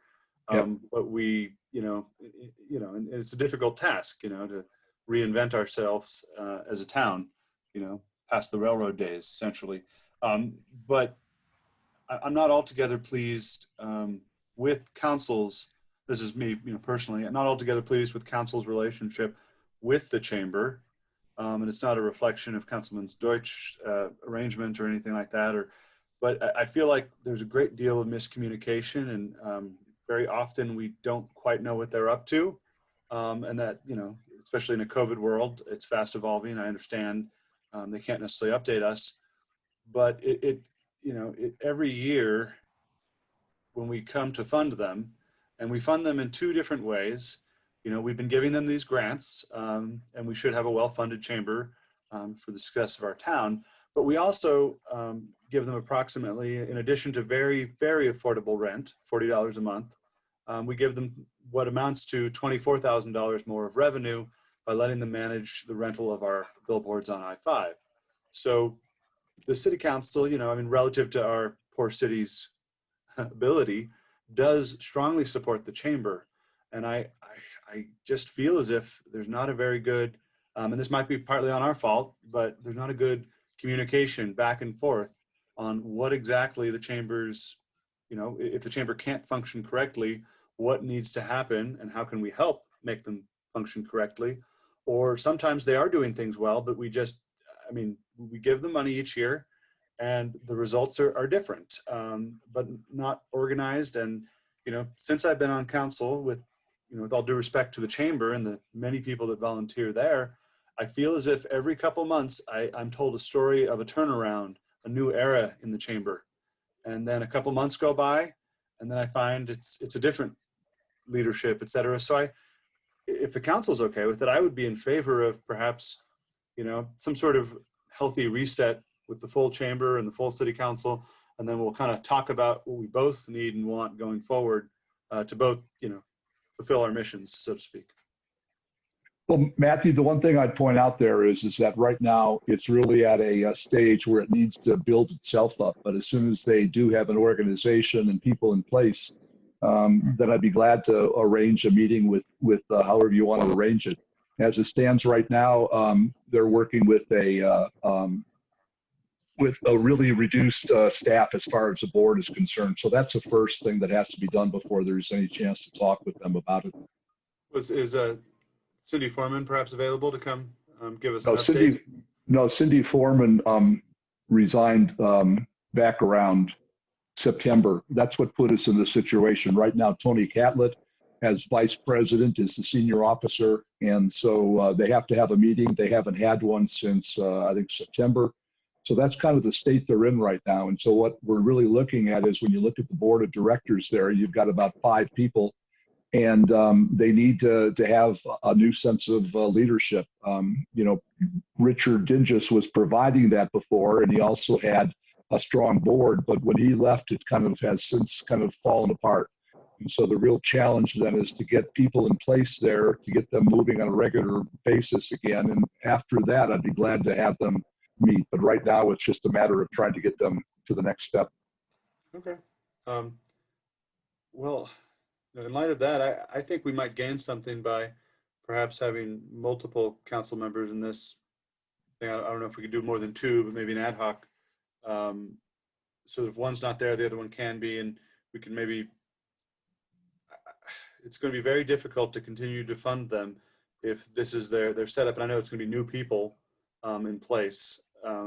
Sounds like each year until they kind of develop that stability. Yeah. I don't know if Councilman Arth would be opposed to it because there's many connections in the business world here, but he might be good to help bring in, maybe in addition to yourself, help bring in the business perspectives, their reality. The connection between the businesses and the chamber seems to be, as fraught as the relationship between the chamber and the council when it comes to what is the purpose, what are we doing to achieve that purpose, and then just kind of deliverables. And I'm not talking about just the COVID time, of course. It's very difficult, and I understand, even if they wanted to be open, that's not an option right now in person. But so really quick, we're kind of delving into a bigger discussion. Councilmember Arth has had his hand up in the participant section for a little bit, but obviously we do see some kind of position as a liaison or some kind of relationship, but no clear charge at this time. I just put the note possible workshop to develop relationship and reset. So just to keep us moving along. Yeah, I think that sounds fair to me if it's good with Councilman Deutsch. Certainly. All right, neighborhood watch. So I can report on this because I've been the one that's been trying to get this going. It's been the hardest thing in the world to make the transition from what it used to be in the minds of the people in the city, which was a way to identify bad people and get them out of town. And it took a couple of years with a couple of different representatives from the sheriff's office to finally get the point across that if you're not an organized neighborhood watch, where you have neighborhood watch meetings and you have a sense of community and all those things, that they're really not a neighborhood watch. And so we've been working on that. The last time obviously was with now Lieutenant Wetstein, but it's a real challenge because we're, as a community, sort of a Swiss cheese of a community, and it's really hard to develop a sense of neighborhoods in the realm we're in right now. So that's kind of where we are. If somebody wants to take on trying to keep this alive, I'd be glad to turn it over to them. But at the time, I'm ready to keep trying once we get past COVID-19. Is there any further discussion? I'd have to agree with Bruce. I'd be willing to stay in there, but we got to get past this COVID stuff. And I guess it meets second Thursday of the month. So was it functioning prior to COVID? Kind of the way it was hoping Well, to? it was functioning, but we would only get about 5 to 10 people showing up, and we weren't getting the response to the information requests, which is what you would need to develop a sense of who's in your neighborhood, who's going to meet where and when. Maybe So it's it never really. possible. Sorry. Go ahead. I was going to say maybe with how many people have experienced running their meetings and communication online during COVID, maybe we could perhaps develop an alternative so people could perhaps meet without having to take the time to go somewhere and be there. Okay, that's an interesting idea. Yeah, I like that. Especially if we get the fiber optic. Sure. All right. Hello? Yes? Well, I'm patiently raising my hand, but not getting acknowledged. On the chamber liaison, I feel strongly we should terminate that relationship. If we are going to have a liaison, it should be a staff member and not a city council member. And other than that, I agree with most of the comments of Mayor Bryan that it's not incumbent on the city council to give voice to the business community. It's incumbent on the business community to find its voice. Ever since I was mayor 10 years ago, actually business owners and chamber officials would appear at our meetings and say, I'm speaking on behalf of the city council, or excuse me, on behalf of the Chamber of Commerce, and we need to get back to that. I simply will tell all of you that the newer business entrants in Dunsmuir feel like they have no voice and they're very frustrated. They're really not interested in becoming part of the chamber as it's now constituted. So this is something we need to figure out going forward. But the notion of sort of inserting a council member on the chamber board, We're not on the chamber board, Peter. I'm not on the chamber board. That's the way it's perceived. It's not that way. I'm there to perform the communication that we said we wanted to have. What I do is I let them know what's taking place so they understand, and then I turn around to their need to come to the council. That's what we do. It's a communication link is what it is. I think it's a bad idea. And as far as the neighborhood watch, this to me feeds back into the visioning process that the mayor and others started earlier in the year. Does the community want a neighborhood watch? If they want it, then they need to do their part. If they don't want it, then we won't have a neighborhood watch. make a good point, Councilman Arth, that citizen involvement is really essential for a lot of these groups, particularly, say, the Chamber's own involvement and Neighborhood Watch. But I think we have on the screen here, revisit after COVID. I think that's important. And with the Chamber liaison, I believe what we have there is our position with position is needed in some fashion, but no clear charge, possible workshop to develop relationship, reset, possible staff member liaison. You know, and I do think maybe we should think about all the possibilities going forward when we get that workshop in place. But I think it'd be very helpful to have the full Chamber and the full council discussing how this would best work. Mr. Mayor, one last thing on that. The point is that I am not on the board. I show up there and I'm a form of communication. That's what I am. That's the liaison aspect. I don't vote on anything. I have no vote. I'm just representing a communication link between the two organizations. So to see that as being something that's somehow a problem, I don't understand. Yeah, and maybe what we should have is a Chamber liaison to the City Council.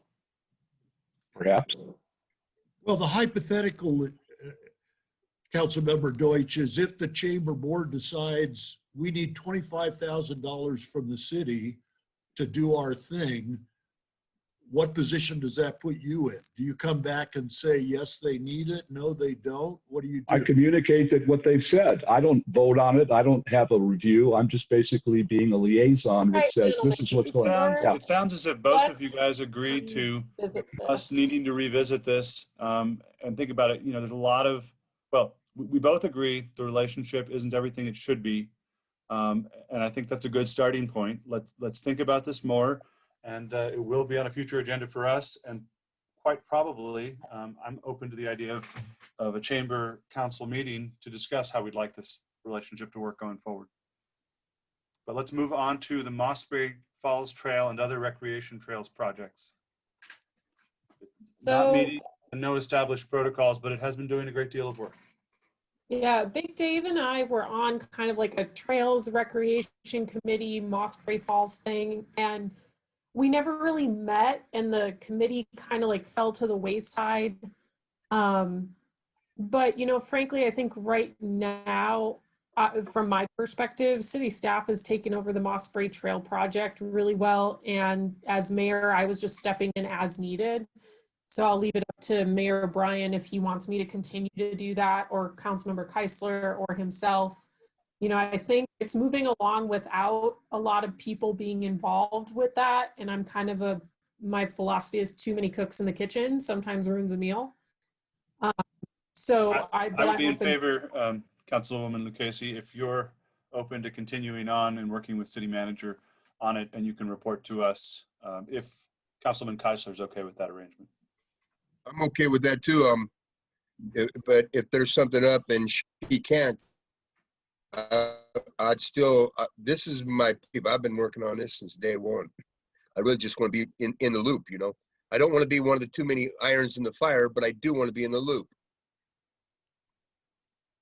All right, so we'll discontinue this committee, but we'll keep council updated with Councilwoman Lucchese and Councilman Keisler as an alternate. Thank you. And then now, okay, Mr. Mayor. Yes. Are we putting extra burden on staff now? Staff is already the lead on this project. Okay, well, that's cool. Cool. So essentially what it really is Councilwoman Lucchese has been very involved in the final stages of getting Union Pacific to pay attention to us and work with us. And she's very updated on that. We've been receiving updates from both her and city manager, and we'll just continue doing that. The official committee will be disbanded because its work is close to being done. Right on. We all very much hope. Thank you. And then Mayor Bryan, we haven't taken public comment on these items yet at all. And I know I do have a raised hand from at least one member of the public who'd like to make a comment.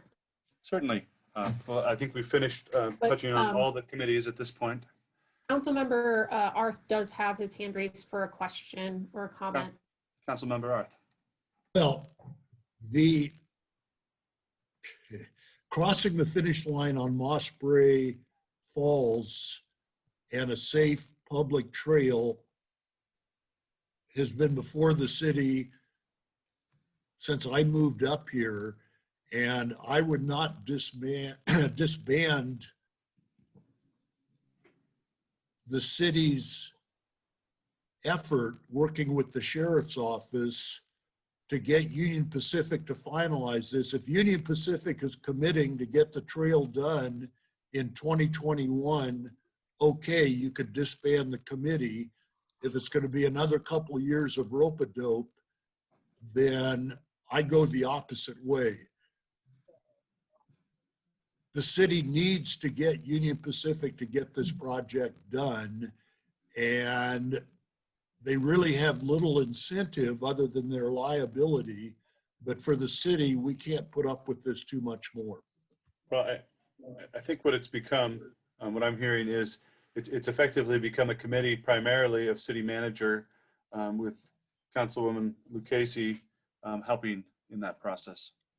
But in terms of deliverables, the deliverable is getting this done in 2021. It's not just watching from the sidelines, just my opinion. Understood. All right. Well, is there any other clarifying questions or any more discussion of this before I move us into public comment?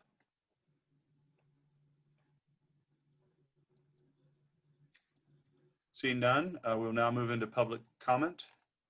So we had one hand up from Ahmet Tassi.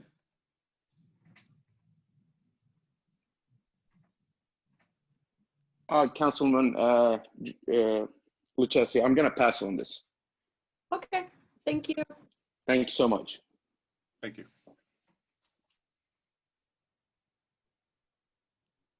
All right, is there any further public comments? If you wish to make a public comment, you can raise your hand in the participants tab. There's a button to raise your hand, or hit *9 if you're calling in. I don't have any other raised hands, and then I don't have anyone in the chat. All right, thank you everyone. I'll now close public comment on our item for the committee review. Thank you everyone for this conversation. I think that it's a really good starting place. You know, dealing with these, we've had some really great success in the last 2 years with our committees. And now we're going to move on to, you know, address the last half of the committees and make them more productive for our city. So we'll bring this back for a future agenda item to continue discussion. Councilman Arndt? Well, what do I need to do to get the Historic District Management Committee on this list? So I just added it, Peter, Councilmember Arth, because that is one that you've been voicing in addition of, and I'll grab some stuff to bring a proposed charge if you want to work on it with me. I would love to, with the notion, as I say, it's a binary choice. Either the city's going to undo its unanimous action in 2014, or we're going to fulfill what the city has already said it needs to do. All right, thank you, Councilman. And the only other one is you know, preview of coming events. The Finance Committee in our meeting unanimously is going to recommend to the city that we create a combined water and sewer citizens committee, because we know, based on the newest memorandum from Pace Engineering, that we have to adjust our sewer rates, and we are due for a new 5-year iteration for our water plan, which expires in 2020. So, as I say, we voted earlier this week to recommend to the City Council creating that committee as well. All right, thank you, Councilman Arth.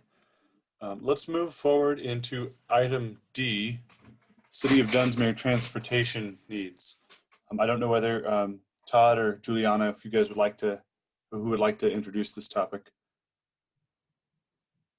I can do either or. So I'll just give a brief intro to be able to see the Dunsmuir transportation needs item. Right. Yes, okay. Yeah, this wasn't in my packet. Yeah, I think Wendy sent out an email today that it got left out of the packet, but it just is basically an overview. It's not a recommended motion at this time. So City Manager Uhas and I have been working with the Local Government Commission, LGC, which is a nonprofit that assists cities with preparing, assembling proposals for grants, managing grants, and assisting with building livable communities. And so LGC has approached the city to apply for a sustainable transportation planning grant. This would go to fund an active transportation plan, which is a state guided plan that communities can build for themselves, which looks at active transportation, which is pedestrian, non-motorized transportation. And so LGC is proposing to be responsible for a bulk of the grant application, as you'll see here, putting together the budget, task, and deliverables. And then if we are awarded the grant, LGC would manage the grant, and all of the cost for LGC to put together our grant proposal and to assist with administering would either be reimbursed in the grant or LGC would be paying for their time. So if we didn't get the grant, we're not out any money. But if we do get the grant, LGC would be our chosen contractor to move forward with this in the city staff and our contract planner, Rico Tinsman, which contract planner Tinsman and I have talked about this and he is on board. There would be a city match for the project, which would be around approximately $17,205. But this can be matched with in-kind services. So time that City Manager Uhas or Contract Planner Rico Tinsman spend on this, we can use their time as the match for this, so we really wouldn't be out that much in terms of actual cash. The other thing we can do is we can apply for volunteer match, which my time could be considered volunteer match as AICP, which is a certified planner. So I might be able to use some of that time to be as our match as well. So it would bring down our match significantly. So again, that's an 11.47% grant match. And so their grants are usually around 150,000. So again, we're not approving to go for this grant. I just want to be very clear. We're just introducing this as an option for us because the things that we need to do that LGC needs our assistance with is some of the transportation needs and narratives that we have. So this is just an open discussion, ideation on answering some of these core things for them, which is describing problems and deficiencies that we see around the city, ramifications of not funding this type of project, what are some existing issues. I'm going around and getting letters of support for the project from other agencies and nonprofits, so the Trails Association, SORA, the county.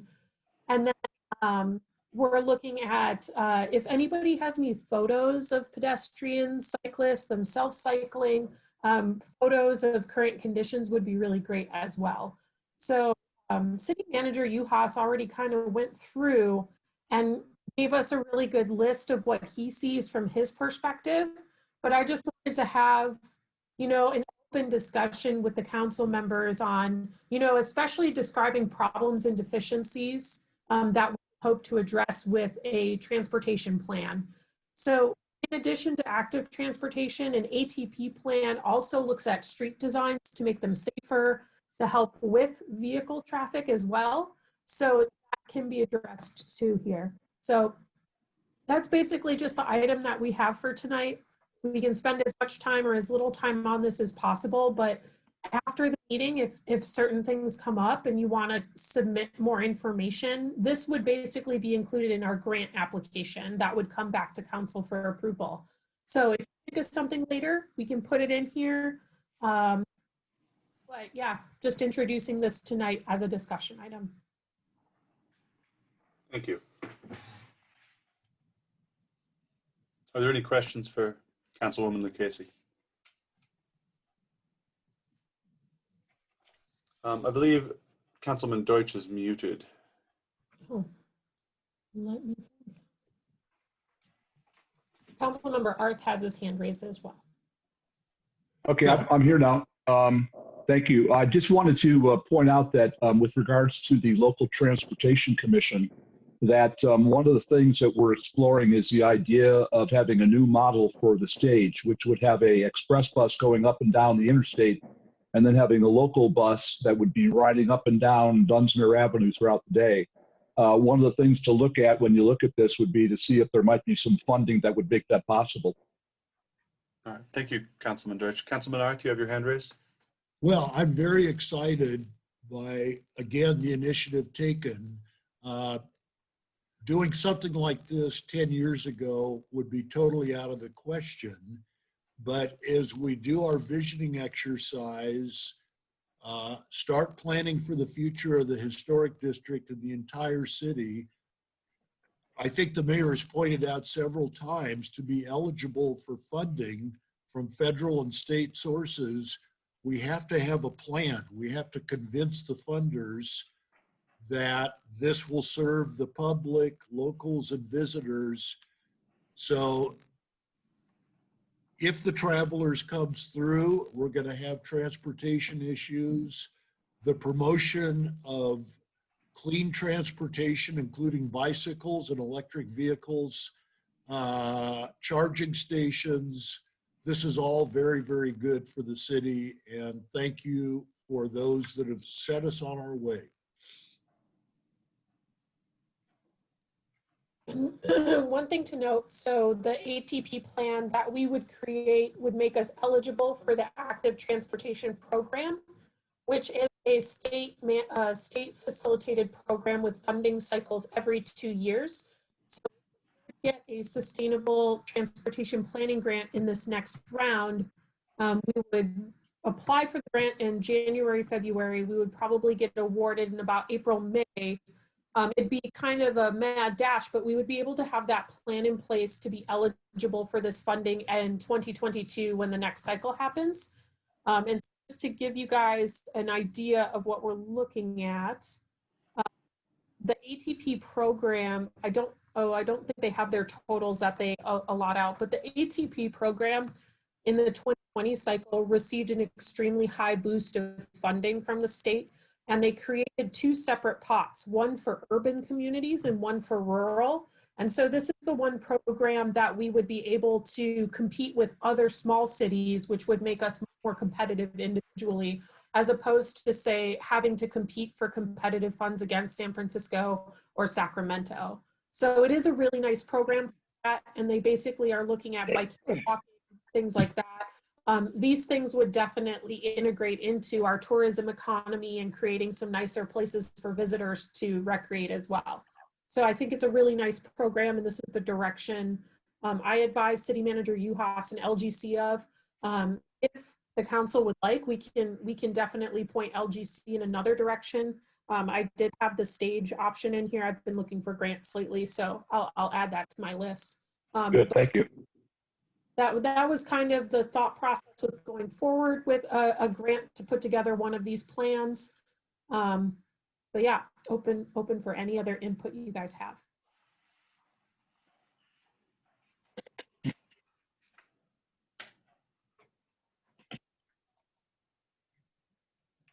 I see from our city manager, he wrote in the chat function, typically few small cities tend to apply for this.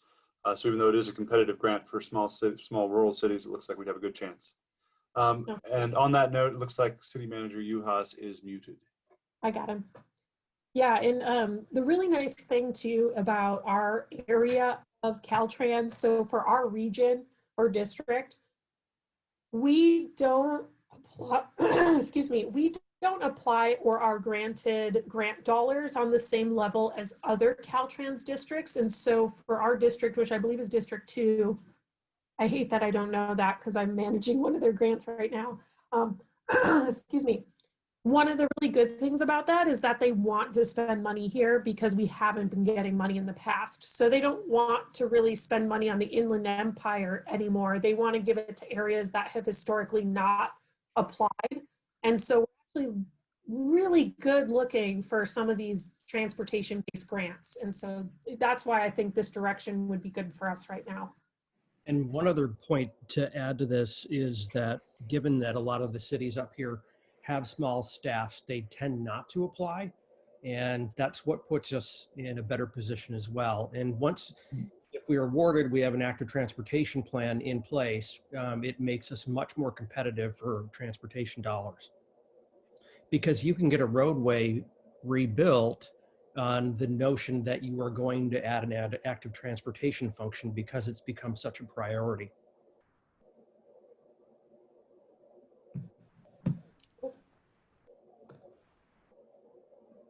Thank you. Are there any further questions? Councilman Kozler? No, I'm good. All right. Well, so the path forward for this item is to bring it back to council to approve, or more informational? If anyone ends up wanting to give us information related to the bullet points that I have up on the screen, if you have any photos of problem areas where you see pedestrians and cyclists in conflict, or people who are mobility challenged having an issue, you know, obviously get their permission to photograph them, or just don't photograph their face. But, you know, definitely give us some input on this so we can include it in the narrative for the grant. But basically, this is just information discussion, and then we'll bring back the grant resolution and packet for approval prior to submission. If any members of the public have anything they'd like to add or help contribute to this, can they drop it off at City Hall once it reopens? Yeah, either my email is on the city website, and I'll type it into the chat as well. If people in the public would like to contact me directly as well, or City Manager Uhas, with answers to some of these bullet points, you know, we would be happy to take that input under consideration as well. Yeah, we've got a fairly short turnaround time on this, and that's, the more pictures that we have, the better we can tell our story. Well, I would suggest that we go out to local social media, like the political forum and the local stuff, where you'll get responses. Yeah.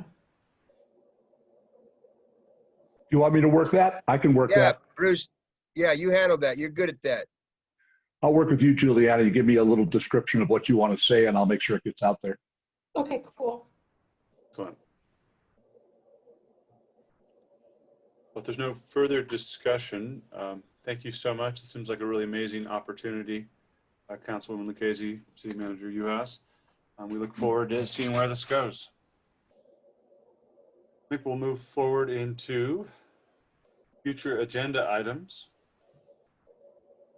We already have the continuation of the committee review process. In addition, we're going to have a recommendation from the Finance Committee on the next agenda. Are there any future agenda items the councilman would like to bring forward at this point?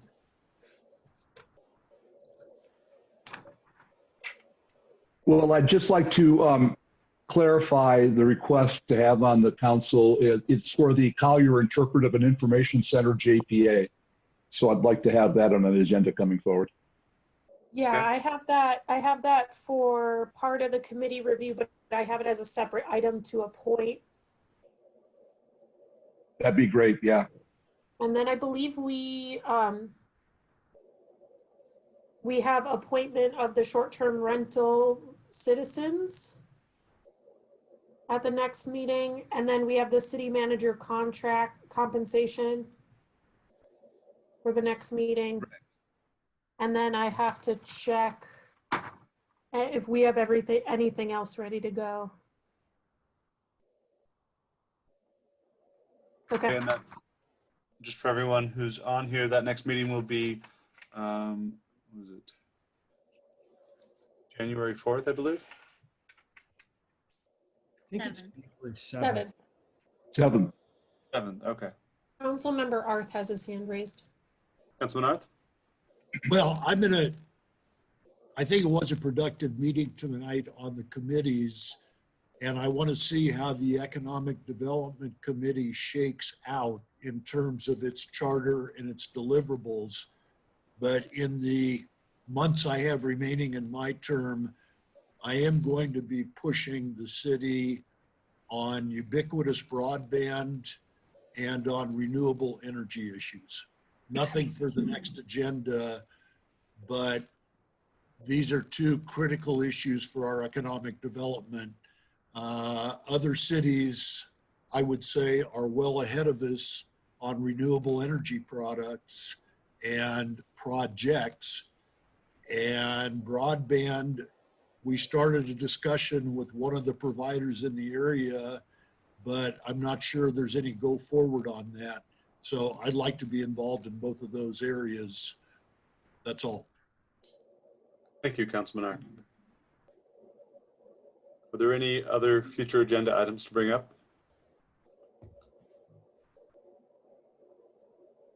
All right, seeing none, I think we can move forward into our last item, adjournment. If Mr. someone Mayor? would like to make that motion. Councilman Doyle or Mr. Kasich? Mayor, Yes. yeah, I would like, before we close this meeting, I would like to personally thank Juliana. For 2 years, you've rocked it, girl. You've led us with class, dignity, and demanded nothing but respect. It's been an honor to serve with you as my mayor, and I look forward to serving you for the duration of your time. This is a great council. I've been on a few. This council, unfortunately, we can't get together, and I look forward to the time shortly, hopefully, that we can. Mr. Mayor, congratulations. Thank you, guys. I second those emotions. Thank you. Thank you, Big Dave. All right. I'm okay to motion to adjourn. The nice thing now is I get to motion and second things. I don't feel like a jerk now for motioning and seconding things. So, Hey, Merry Christmas, you guys. Merry Christmas, everybody. I'll second the motion. Motion and a second. All those in favor? Aye. Aye. Aye. Merry Again? Christmas, everyone. Merry Stay safe. Christmas. Have a wonderful evening, everyone. everyone have a good night. All right. See you on the 7th of the new year.